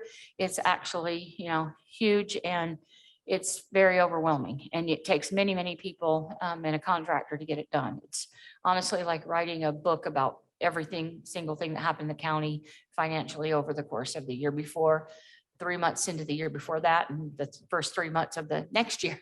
So it's an 18-month window now. And there's hundreds of thousands of transactions. And we are still completing the county's AFR, which is the yearly financial report as we speak. And it was actually due March 1st. Yeah, March 1st.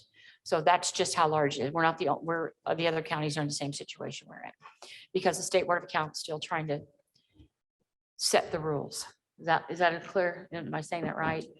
They're trying to understand the GASB requirements, so they keep changing the rules on us, and we can't seem to get it done. Today, the benchmark for getting it done is a Friday. Of course, Friday, it could be the following Friday. It's been that way we're hoping to get it done, but it takes all her time. So she actually has a job outside of all those activities that is pretty much, things have to happen. We have to get back to auditing, or we're going to be in the same situation we were before. Not internal auditing, because internal auditing is compliance regulation. We're talking about day-to-day to audit.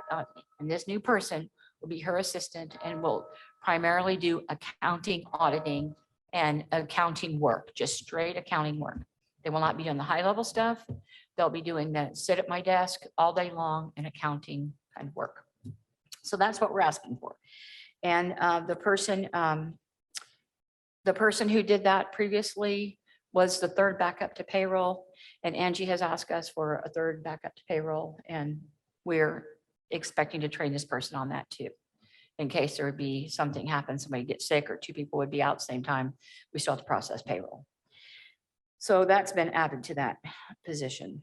Then you'll see pretty much nothing else has changed. Of course, the self-insurance is just a percentage of the expenses for the county petered out into a per person expense, which I believe is $12,000. So 6,000 moved out, moved into the other fund. Contractual services, I had talked to Jeff about, he had asked me, could we decrease that to 150? And I'd said yes. So I hate to say we can decrease it to 150. We're going to try to decrease it to 150. It is a function of how long that audit happens. And as you can tell from our dialogue, it has been very excruciating and very long, drawn out process. So pretty much every penny of that goes for paying for our GASB report. Now, do we have to do a GASB report? No, we do not. But if we don't, we can't bond. So this is a function of what bonds cost us. And I want to explain that. And so is a lot of Bree's time. Other counties have hired 2 and 3 CPAs to do this and not had an outside firm. But if a person leaves, they walk out with that knowledge, right? And so having a CPA firm to help us, to help her get the report together, because she has to get the numbers and then somebody has to compile all the data analysis. It doesn't make sense to me to go out and find some CPAs that might leave for a higher salary and have our GASB system crash and burn and us not be able to bond. Because if I came to you one day or a future auditor come and said we can no longer bond because we didn't meet our date, you guys would not be very happy with us. So we're doing every single thing we can to do 3 different things. 1, pristine audits. 2, absolutely know where every penny of our money is and using it to the best of our ability. And 3, to try to minimize the cost for you guys because we know all these things are expensive. So that's our benchmarks and we take them very, very seriously. Other than that, everything else that I would say, except a tiny bit of postage, everything else, we're absorbing it into our fee-based programs.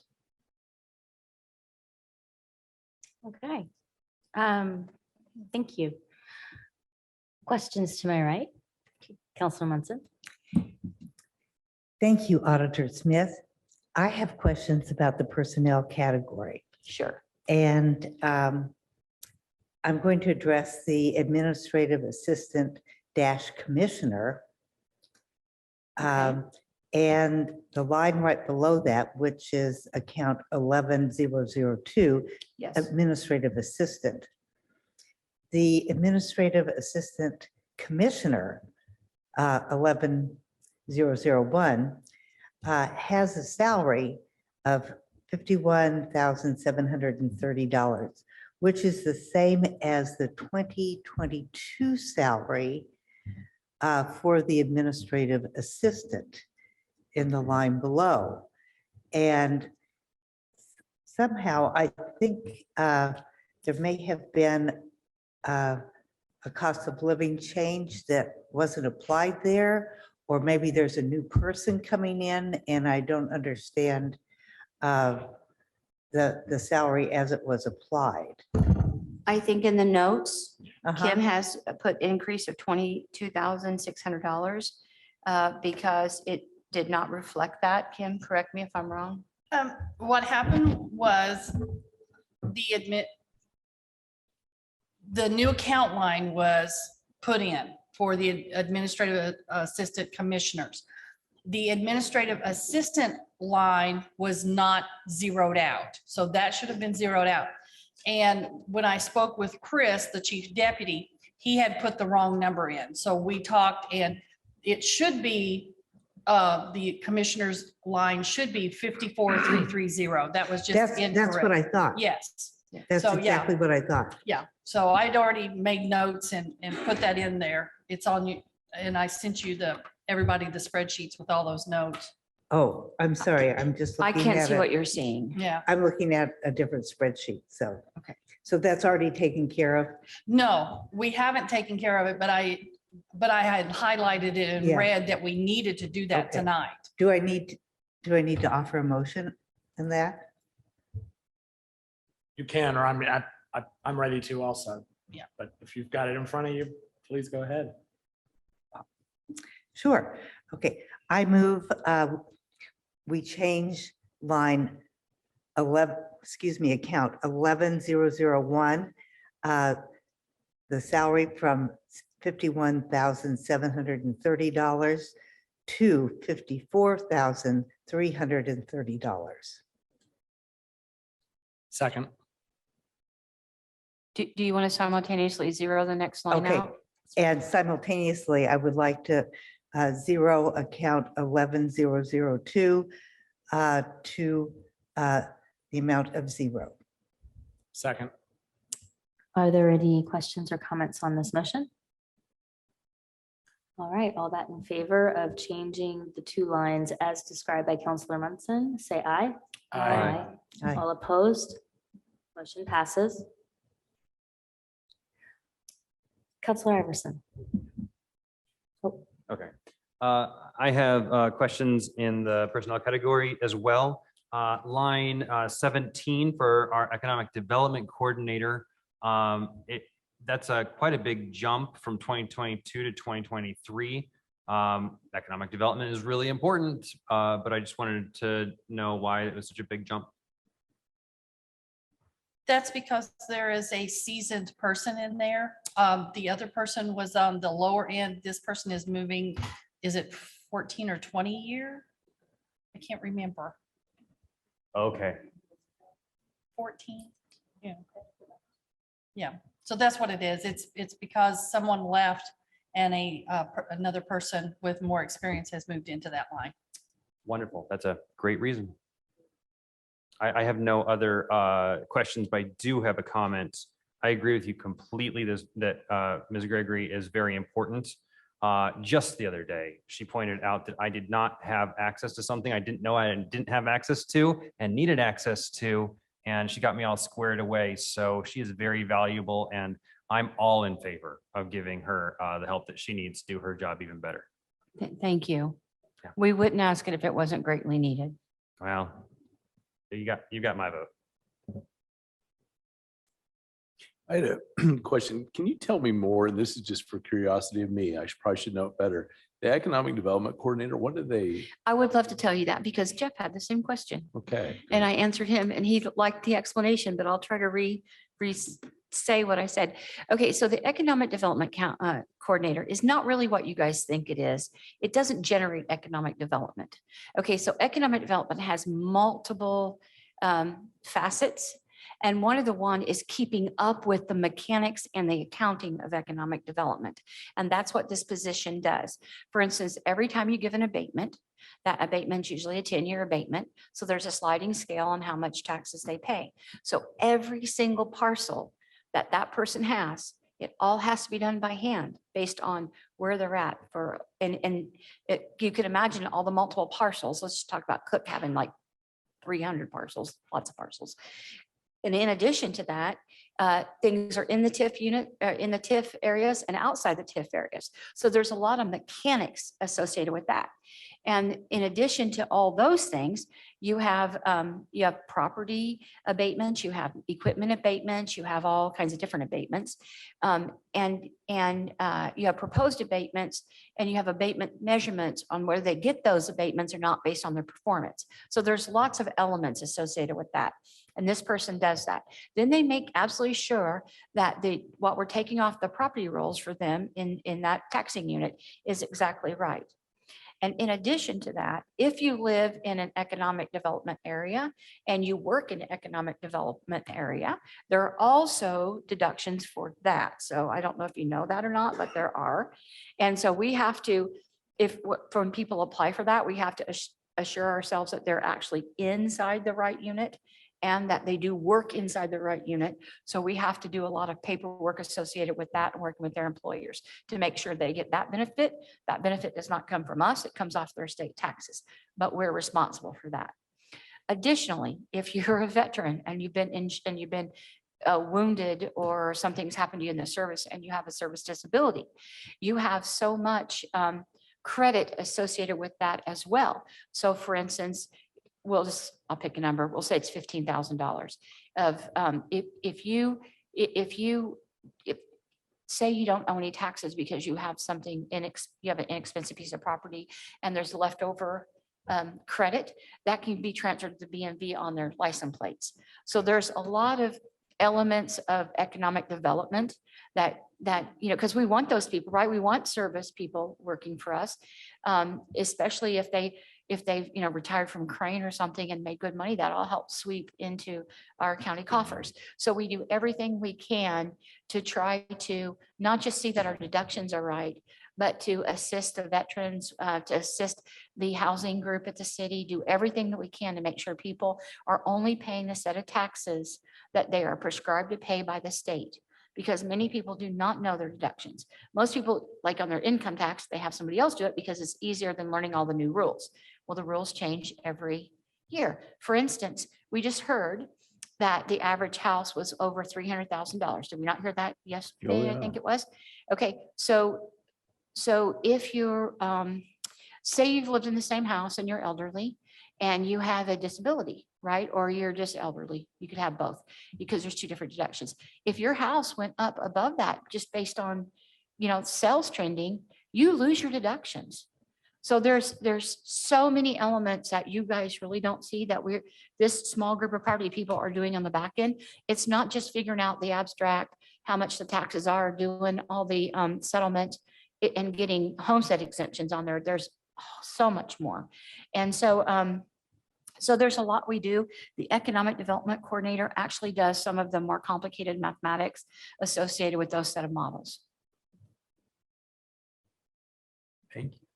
Is that the same explanation I gave you in a roundabout way? Yeah, you were much briefer in the text, but In the text. but It was but text. yes, it was a good and helpful That's answer. hilarious. So Sorry, that's not what I meant. It didn't come out right. You answered my question.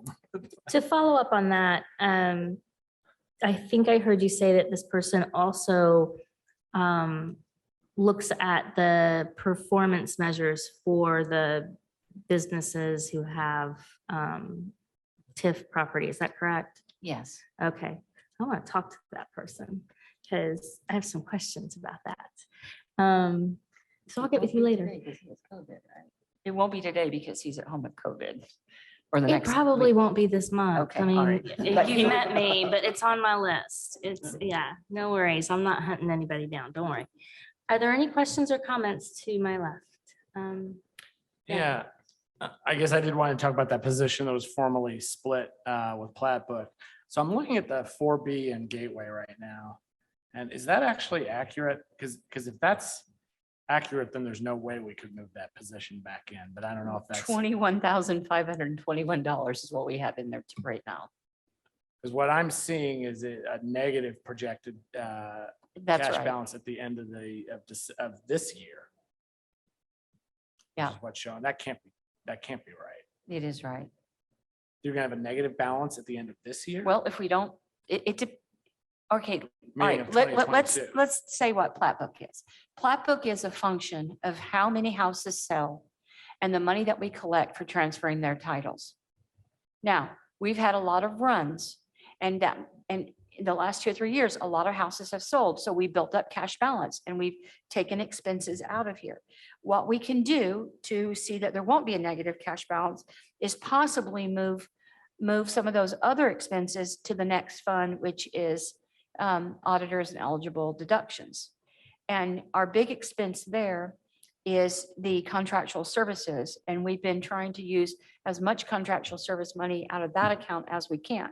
We believe that we can augment, that we can try to, Jeff, do it for one more year for you so that you'll have something and augment this 1181 was 1216. But yes, it's the right number. There is only 21,521 in it.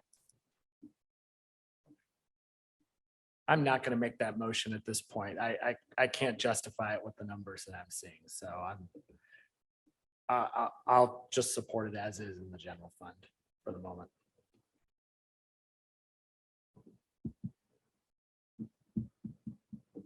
Any other questions, Counselor Hawk? When you were discussing the job duties, the new position, and then I heard you say that you were asked to add a backup for payroll. Yes. Was that a part of the job description already that was presented to Wes? I mean, I'm just trying to make sure that we're staying on top of any changes. What was presented to us was pretty much all accounting, and that is really an accounting function. And Marty, you and maybe Jeff, maybe Cheryl may remember Scott Tibbs. That was Scott Tibbs' position. And he was pretty sharp and he could do a lot of different things. And so we're hoping that we could find somebody who, like Scott, was very motivated and wants to learn and will hopefully be looking for maybe a position higher later. So they're hungry to learn and hungry to be part of our organization. I wasn't paying attention. I was reading down here what you were saying. It's easier to follow along. I just wanted to make sure that the job description is correct, that we have on file, that was presented and so forth.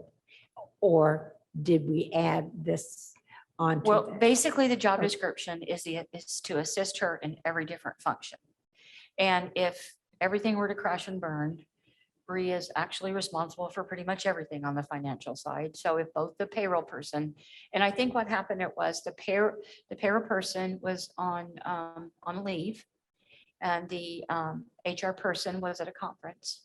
And if something would happen and they would both be out, we would still have to process payroll. Honestly, she couldn't have done it as busy as she was with the audit. So someone's going to have to do it. We'll have to figure out how to get it done because it is a real need that's been identified by the commissioners. And that's what our job is. Our job is accounting on every different level. So we are not about to let someone go without being paid. I'm Whether it's that certainly not position. saying that we don't need that backup person for payroll because no matter what else happens in county government, we have to make payroll. Everything else is going, payroll has to happen. So yes, whatever we have to do to make sure that happens. I just want to make sure that our job descriptions What are. complicates everything is you cannot cross internal controls. We cannot cross internal controls. And because we're so short-staffed, we really are, we're basically landlocked. We without another person, we can't help. That's why we have to have another person. Because a person who can change a general ledger can't do this and can't do that. Absolutely, absolutely. So that's where we're at today. We've done that. We've researched this, because Bree used to be She was very good at it. on the internal control. So we just have to make sure whatever we do, we're doing it right. I think Kim Shell has something to say. Yes, I pulled the job description up and there's a statement. It says assist financial staff on accounting and payroll functions within Monroe County government. Okay, so that's Thank a you. payroll function. All right. Thank you. Thanks, Kim. That was a Appreciate simple that. enough. Counselor McKim. Thanks. And I apologize. I want to ask what and I know this budget is not the one in front of us right now, but it's related in my thoughts. What's the contractual line, 175,000 in the contractual line in ineligible deductions for? Yes, so basically in 1216, what we do is we hire a company called TMA. And I keep saying TMI, but it's not TMI, it's TMA, Tax Management Associates. What they do is they use all kinds of meta deep dives to find people who are scamming us on homesteads. For instance, someone moves to Florida, they file for a homestead there, they file for a homestead here, or they have a house in California, or so they have to look at tax records, they have to look at employment records, they have to look at driver's license records. And you would not believe this, but people do have driver's license in other states besides just the one they actually live in. And so this is how, that company is how we have built this fund. Right. Okay. So basically the answer is this is what This is generates what we the pay revenue that them, their funds this percentage. fund. So, And okay. Jeff Cockrell helped me negotiate a 5% savings on that contract, which worked out to be quite a bit. So we basically paid them 30% and they are very, very good. Okay. And Very good. 175,000 is an accurate estimate of what it Yes. costs. Okay. Yes. Well, we're thinking it's going to shrink next year. So if you multiply that by three, you'll know how much we think we're going to take in. But you see the cash balance we have today. So we're willing to use our cash balance to do projects like we did I was afraid we'd lose our lit. So I wanted to get that GIS cleaned up because they basically threatened me they would take all of our lit away from us. And so we spent a lot of that last year on that project. That project is still ongoing.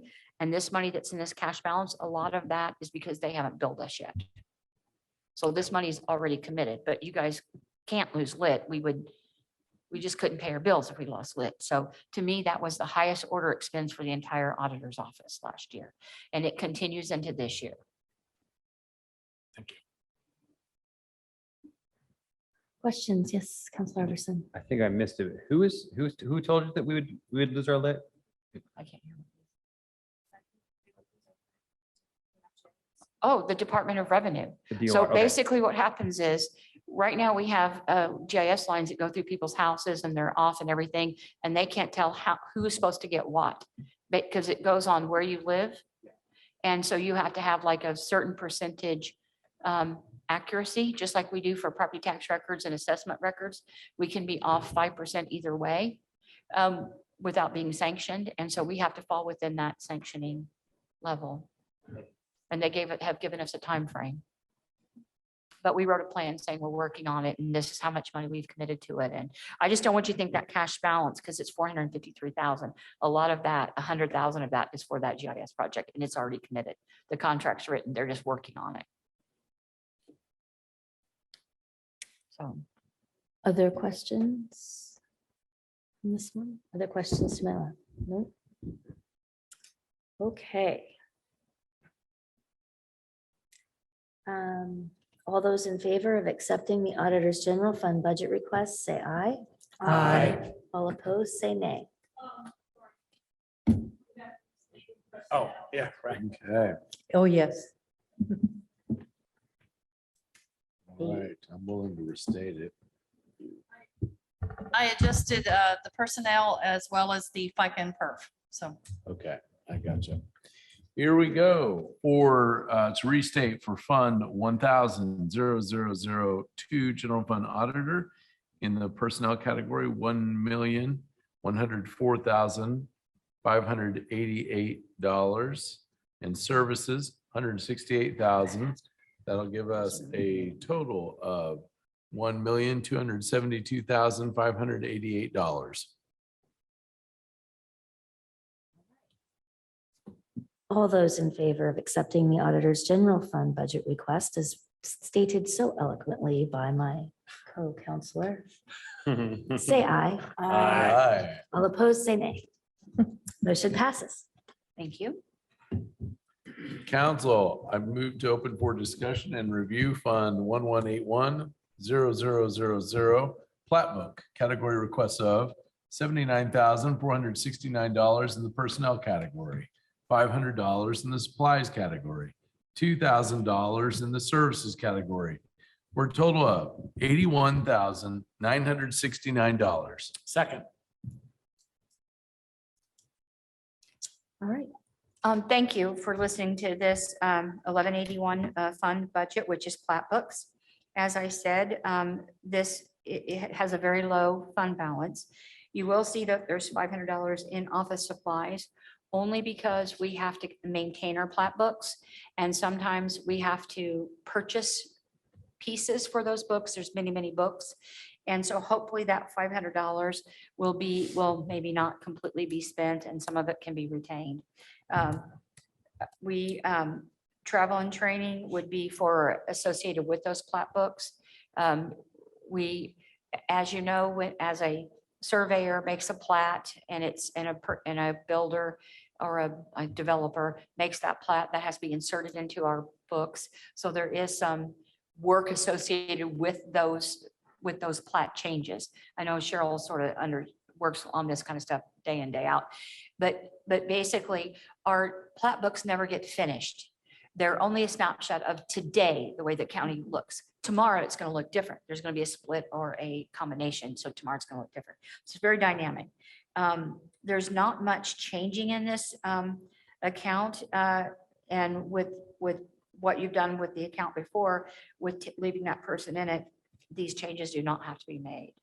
So it's basically exactly as you see it. I see. Okay. Thank you. Are there questions or comments to my left? To my right? Yes, Councilor Munson. Could you explain where the funds for plat book come from? Yes. source of funds. Sorry, I took my hearing aid out because it squeaked the other day and I was embarrassed because Warren and I used to giggle when his did that. Kind of made me miss Warren a little bit.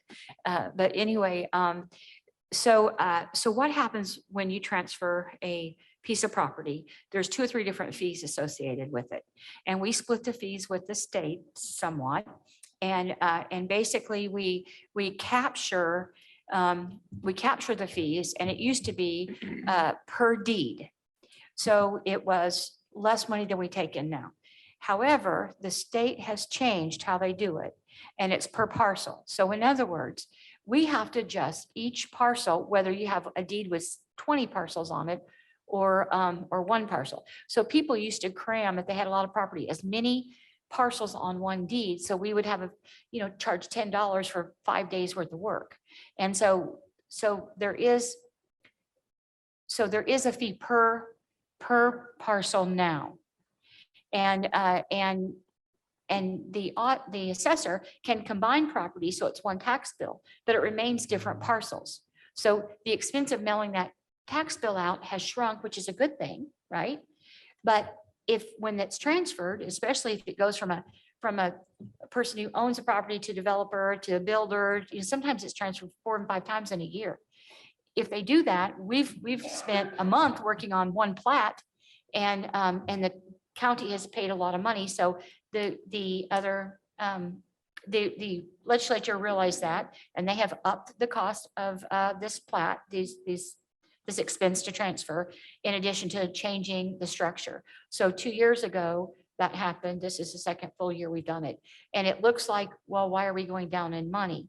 The reason why is just the expense of moving the GIS person into this account. But the money actually comes from the person who buys a piece of property. It is a fee. So why would the GIS person be in this account? Because that's going to be your guys' next question. So let me explain to you.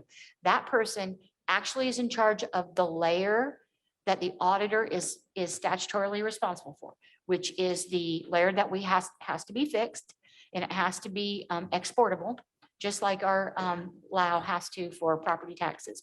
Everything has to fit seamlessly into the state's design now, or we can be sanctioned. And so that GIS person mainly works only on plats, splits, new neighborhoods, combinations, subdivisions. So it's a very busy position. Okay. Okay. Questions? Any further questions? Questions to my left? All right. Wait, we have to change it. State it. It stayed the same. There's no change. Did we move something to it? No. But the philosophy is for it to be self-sustaining with the GIS person and nobody else. That's the design of it. Got it. All those in favor of accepting the auditor's plat book fund budget request, say aye. Aye. All opposed, say nay. Motion passes. We'll look at auditors ineligible.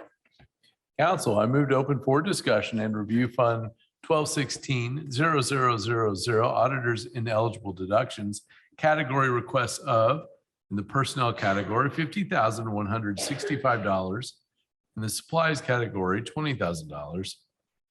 In the services category, $192,100 for a total of $262,300, pardon me, for a total of $262,265.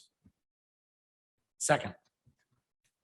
Okay, so this fund is basically a fund that is going to be to really operate as the auditor services and expenses fund. All the money that I take in from chasing these deductions that are illegal and getting that money put together can be used for the auditor's office for whatever purposes. So I found when it started that I'm most comfortable in trying to cover legal notices, because we have legal notices like for this meeting and all different kinds of legal notices, travel and training. The contractual services is just to get the money, so you kind of have to skip that one. Dues, printing, office supplies, and part-time work. Basically all the expenses of the auditor's office, we're trying to pay for ourselves. Does that make sense? Other than personnel in general fund. All these things used to be in general fund, like the expense of the TIF neutralization. FSG used to do that, and that used to, we'd come back with when something had to happen for additional appropriations or just be in the general fund. So what we're trying to do is raise enough money in this account to cover all the expenses that are basically not personnel except part-time. And we used it to do the annexation work, which cost a fortune. So we ate that based on the money that, and she's no longer with us, that Susie Johnson scratched up and worked very hard to come up with. Thanks. Are there questions to my right? Counselor Munson. Could you please explain what is auditor supplemental TIF Neutralization. Okay, so the auditor supplemental TIF neutralization is a requirement by the State Board of Accounts and the DLGF that says we have to look at every single TIF parcel. Well, we talked about the abatements, not the abatement part of it, but the actual parcel. So for instance, and I'll just use your house. Say we made a TIF place out at your house. You've got a farm, you got a house, right? So your farm, you don't have that many improvements on it, just a barn, right? But your house is a house. So it would be probably 2 parcels. And then if you put a new swimming pool in, that would raise the house part because that's a new development. So the TIF money would be on that, any money that you paid for taxes on that swimming pool would go to the TIF unit. But if you built a house or you subdivided out another house on, like say you built one of your kids a house or your grandkids a house on near your barn, that whole house, all the money associated that would be in the TIF. Now, so now you've got 4 or 5 different things taxed 4 or 5 different ways. So we have to neutralize that. And what we mean by neutralize it is we can't hurt the county by giving all the money away. We have to neutralize it. And her farm, what was that ground worth when she got it in the TIF area? What's it worth today? Because the ground did not get improvement. The ground is still the ground. So we have to neutralize that ground to make sure that the escalation of the AV doesn't harm the county by giving all the money to the TIF unit. Does that make sense? All the money above what we call the TIF base. So we have to readjust we would have to readjust every year the TIF base on your property, each different parcel that you have. And that's what that is. And it's kind of a complicated algorithm. And we used to have a FSG do that, but they got super busy, like with COVID, and they started doing more things. And the expense of doing it just kept going up. So we have somebody who does it, who's stuck at the price that FSG did like 10 years ago. And so I'm very, very, we have more parcels in there. So they charge us on a per parcel, and we're sticking to that per parcel rate. But that's to re-neutralize each parcel in every TIF unit. And we do that once a year, and we have to send all that off to the DLGF, and that gets subtracted out of our abstract. And that's done in August. All right. You're welcome. Questions to my left? To my right? We are good. So all those in favor of accepting the auditor's ineligible fund budget request, say aye. All opposed, say nay. Motion passes. Thank you. And that concludes your budget review. Thank you. Thank you. 11A. Council, I move to open for discussion and review Fund 100061 General Fund Council, category requests of 390,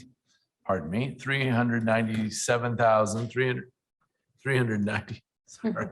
That one's just, we're just gonna need a second here. In the personnel category, $397,397. In the supplies category, $1,200. In the services category, $219,615 for a total of $618,212. Second. Okay, I'm just gonna stay over here. it's our budget. Tell us about it. There's just no changes. Everything stayed the same with regards to the personnel. We did hire an additional part-time person. And so that is reflected in the part-time hourly line. And I did, let's see, with the regards to the contractual, I'm accounting for FSG with a slight increase. We have budgeted 28,000 for this year. I just budgeted 30 just to be safe. And I also budgeted with 20,000. And that I went back and looked historically at what we had done, and that's approximately what we've spent over a few years, not including the one where we had the large review of everything. I did increase the travel training, and that's due to, we have several more council members that are attending conferences, and or if they're not attending them, they're requesting the virtual ones, which also cost as well. So I've increased that. We did increase the Sophia Travis by the 5%, and then we just rounded it up to an even number. So that makes that 160,000. So, and that's the only changes with regards to the council office budget.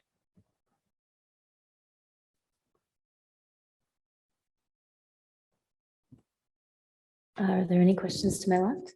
Counselor, again, sorry. What's your face? Thanks.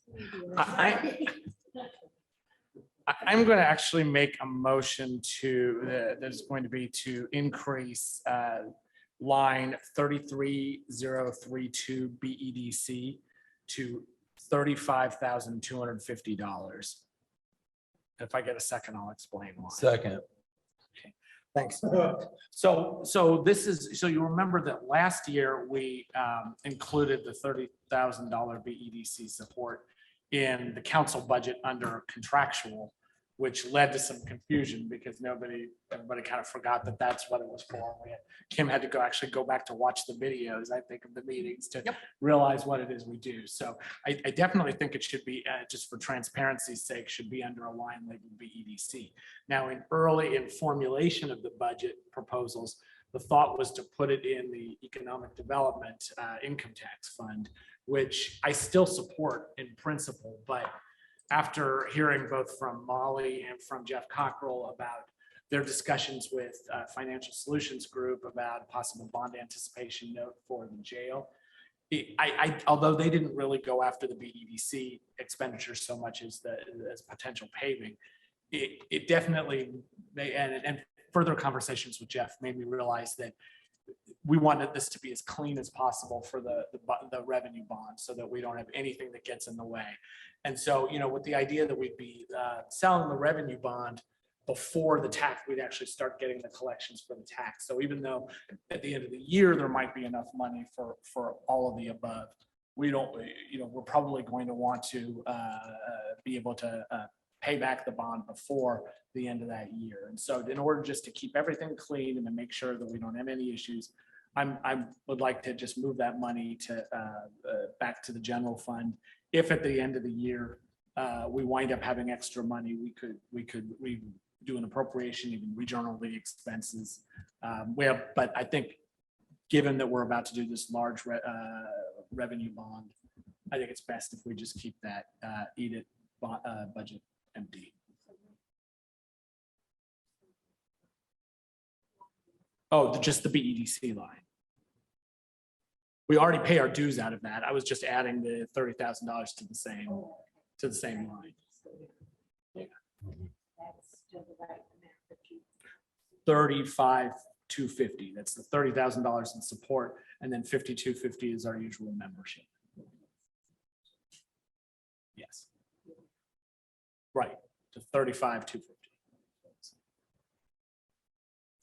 And then I'll make a motion when we get to if this passes, when we get to the EDIT budget, to zero that out. That was my question. All right. Are there any other questions on the motion? All right. All in favor of increasing the BEDC line as described, please say aye. Aye. All opposed, say nay. Motion passes. Are there other questions or comments on the council budget? Mr. Iverson? I do.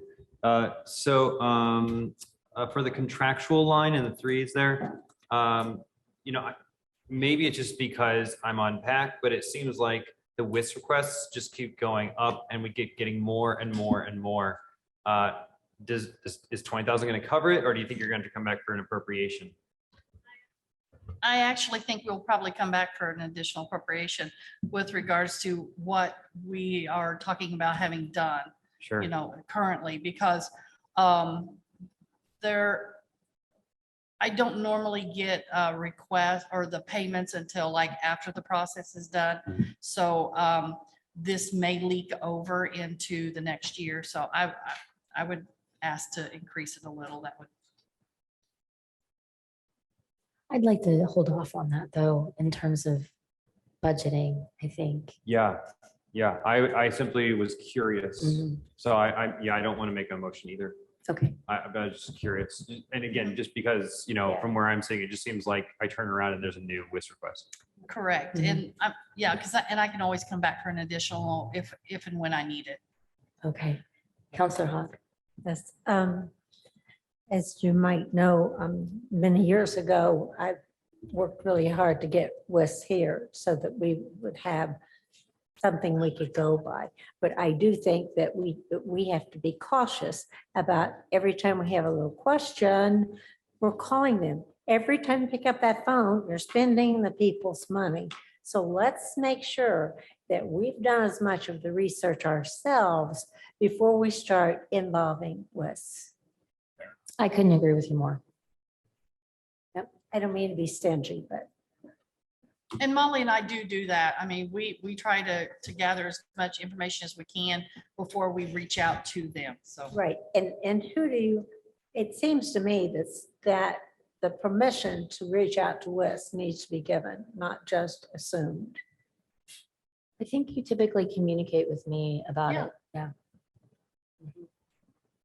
Because I do agree that those prices could go up. And then the last message we got from them is they're swamped, they're short-staffed, and they can't do a lot of desk audits, et cetera, et cetera. So we have to take that into consideration too, because if they're swamped and short-staffed, our prices are going to go up.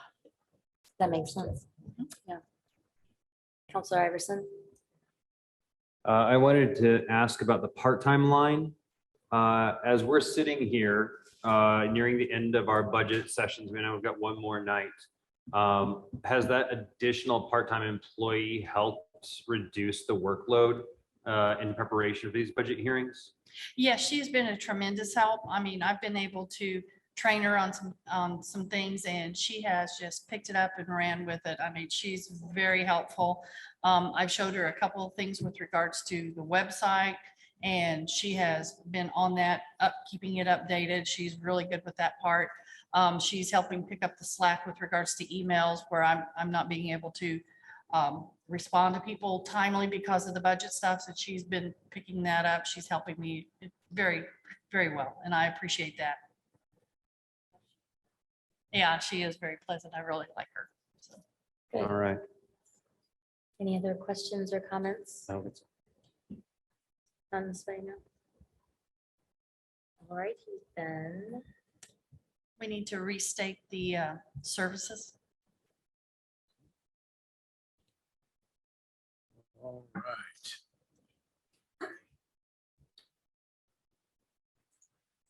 So in Fund 10000061, we have in personnel $397,397. We have in supplies $1,200. In services, we now have $249,615 for a total of $648,212.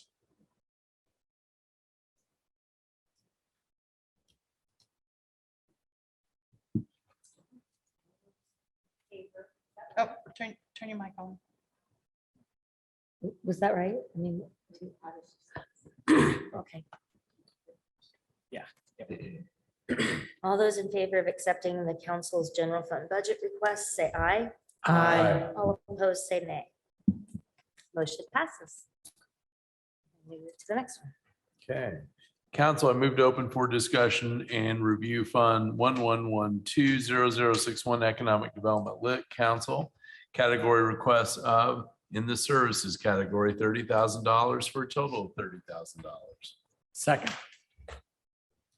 Do we have a motion? Yeah, council, I move we set line 33032 to 0. Second. Or is there any discussion? All right, It's just the corresponding motion to the. right.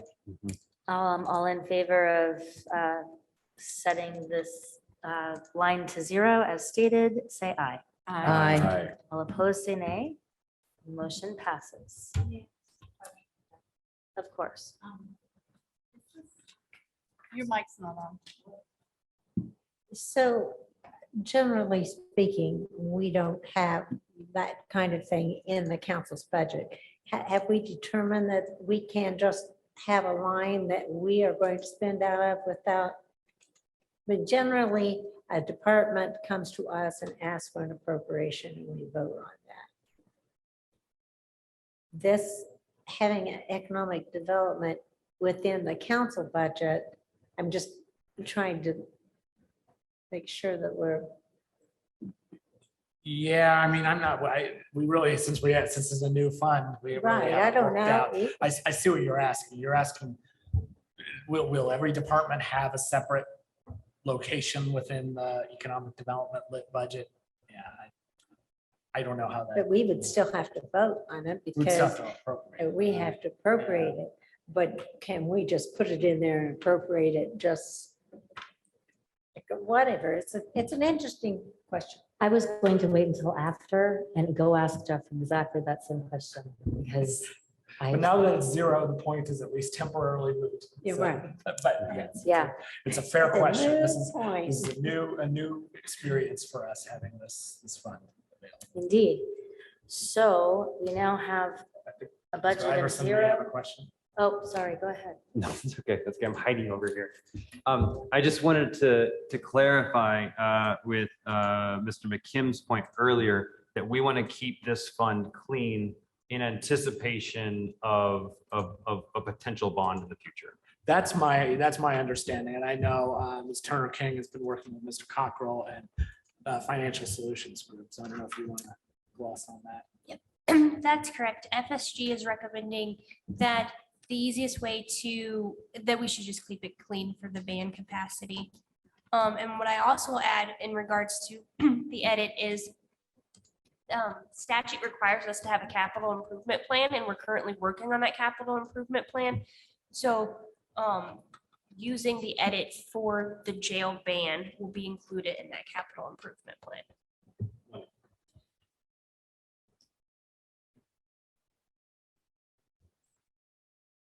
All right. So do we have to vote to approve a budget that has 0 in it? Yes, because it's been amended. Okay. Then, all those in favor of accepting the council's not general fund, We're getting it right. Economic Economic Development Lit Fund as amended, please say aye. Aye. All opposed, say nay. Motion passes. And that concludes the council offices budgets. And do we have any other comments? Yes. I don't know when the proper time to ask this question is. Is this time that we can ask a question? Yes, it is. Because you're before you recess. Yes, it is. I know when I was going over some stipulations from the state as to when, well, actually was looking at the probation salaries and when they had to be bumped up, but it just brought up the question in my mind, are we, for instance, when our general rank and file county employees reach that bump, that date that they will hire, their anniversary date, is that when they're getting that increase? Because there's been, was there something that said, no, it's too hard for payroll, and so we just have to do it like all at 1 year? And that can be problematic, especially like when you do that and you say, okay, the first year, when you hit it in July, you get it in July, but then from there on, we're going to do it the first of the year. So then you've got this, I'm not talking about any one person at all, I'm just saying theory. They could get that an increase in July. Let's say if it's, I'm thinking more like longevity. Let's say if they get that increase in July and then they turn around and in January, because it's the first of the night, they get it again. And then February, they leave to greener pastures. I don't think it's handled that way. Michelle has an answer. it sounds like. And you're speaking about when they receive longevity? Well, I'm Or- also thinking about, let's say if you get some kind of something because you did something great and you get that every year. I thought you were talking about the step increases. Yeah. In general, when you have earned it, is that when you get paid or, for instance, Okay, it's well, supposed to be on the anniversary date. but When do then these in my things change? Understanding, it's like it changed it because it'd be easier. no. So what happened is the effective, okay. They get their longevity. They don't get paid their longevity until after they've reached their hire date, but they get it within that payroll. So if, Okay. you know, within that payroll. Okay, it's not like within the year. so No, you- so like if I got if my longevity was tomorrow, I would get it during that payroll period. Right, So- okay. And that's when you would receive your anniversary bumps is during that payroll period with regards to your step increases. Okay. So they just don't prorate within a payroll period. They don't but They do prorate. prorate They within the do year, for within the- probation because it says. like literally within a, Like to the day, Yeah. literally it does. to the end. But then, let's say if, when I was looking at the assessor's budget, because they're not the only ones, they get this, but they get some kind of having to do when they reach a certain amount of education. Mhm. Then if they get that in July, because it's the way it's written, they're supposed to get it as soon as they receive their education, then they don't get it again until the following July, or do I misunderstand? Are they getting it then at the first of the next year because it was easier for payroll? Now, No. don't I dream that up? Remember? I do remember that. Yeah. I What? remember it, but I don't. You think I dreamed it? No, I think I remember. I remember No, it I- too. You What- forgot my I know, dreams. sorry. No, now with regards to that is just like your step increase, they get that for the entire payroll. You know, is what you're talking about. That was because you were getting one rate, you know, like for 4 days. You were a 3, you were being paid at the level 3, but then partway through the payroll, you got bumped to an 8.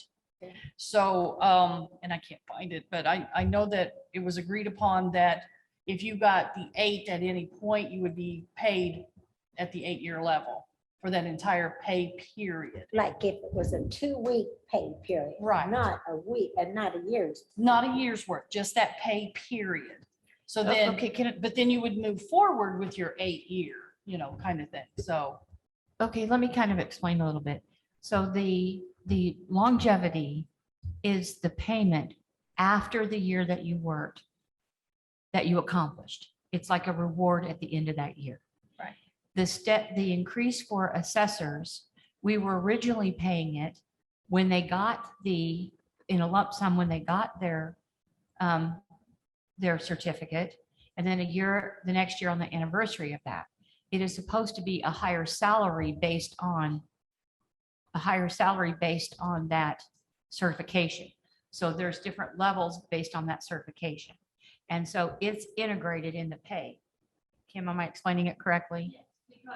because It's not a last year, reward, it's a higher salary. it's a higher salary. So for this year, if they receive a level 2 or a level 3, they are compensated with a 28-cent increase hourly, but not until they receive their level 2 or level 3. And that's what was approved in the, because I think if you take 28 cents times whatever, it was like $500-ish, kind of thing. And so that had to be the difference, but I'd have to go back and look exactly what it was. So- Do you remember the conversation that we're gonna do everything at the first of the year because it's easier for payroll? Yes. I mean, that does sound familiar, Right, but but we're not doing that. is what you're saying. no, we're Okay, not doing I just that. wanna make Right, sure. no, that when they get this, they get it on their at Anniversary. completion or, yeah, And not for the whole year. and not for the whole year, just Because moving I have forward. visions of someone, no matter what department, getting it in July, and then the beginning of January, they get another bump up, and Mm-mm. suddenly then they're gone No. or something. Okay. Like I said, it sounds like that's, yeah, the we were- probation has to be exact, but according to state rules. Yeah. I don't know the probation rule, so. Yeah, and it even has to be like so many days of one, so many days. of the other. Okay, thanks. Just want to make sure we weren't. Are there any other comments or questions from council generally before we conclude this session? All right. Then we will recess until tomorrow, Thursday, September 15th at 5 p.m. Thank you. Another one of these?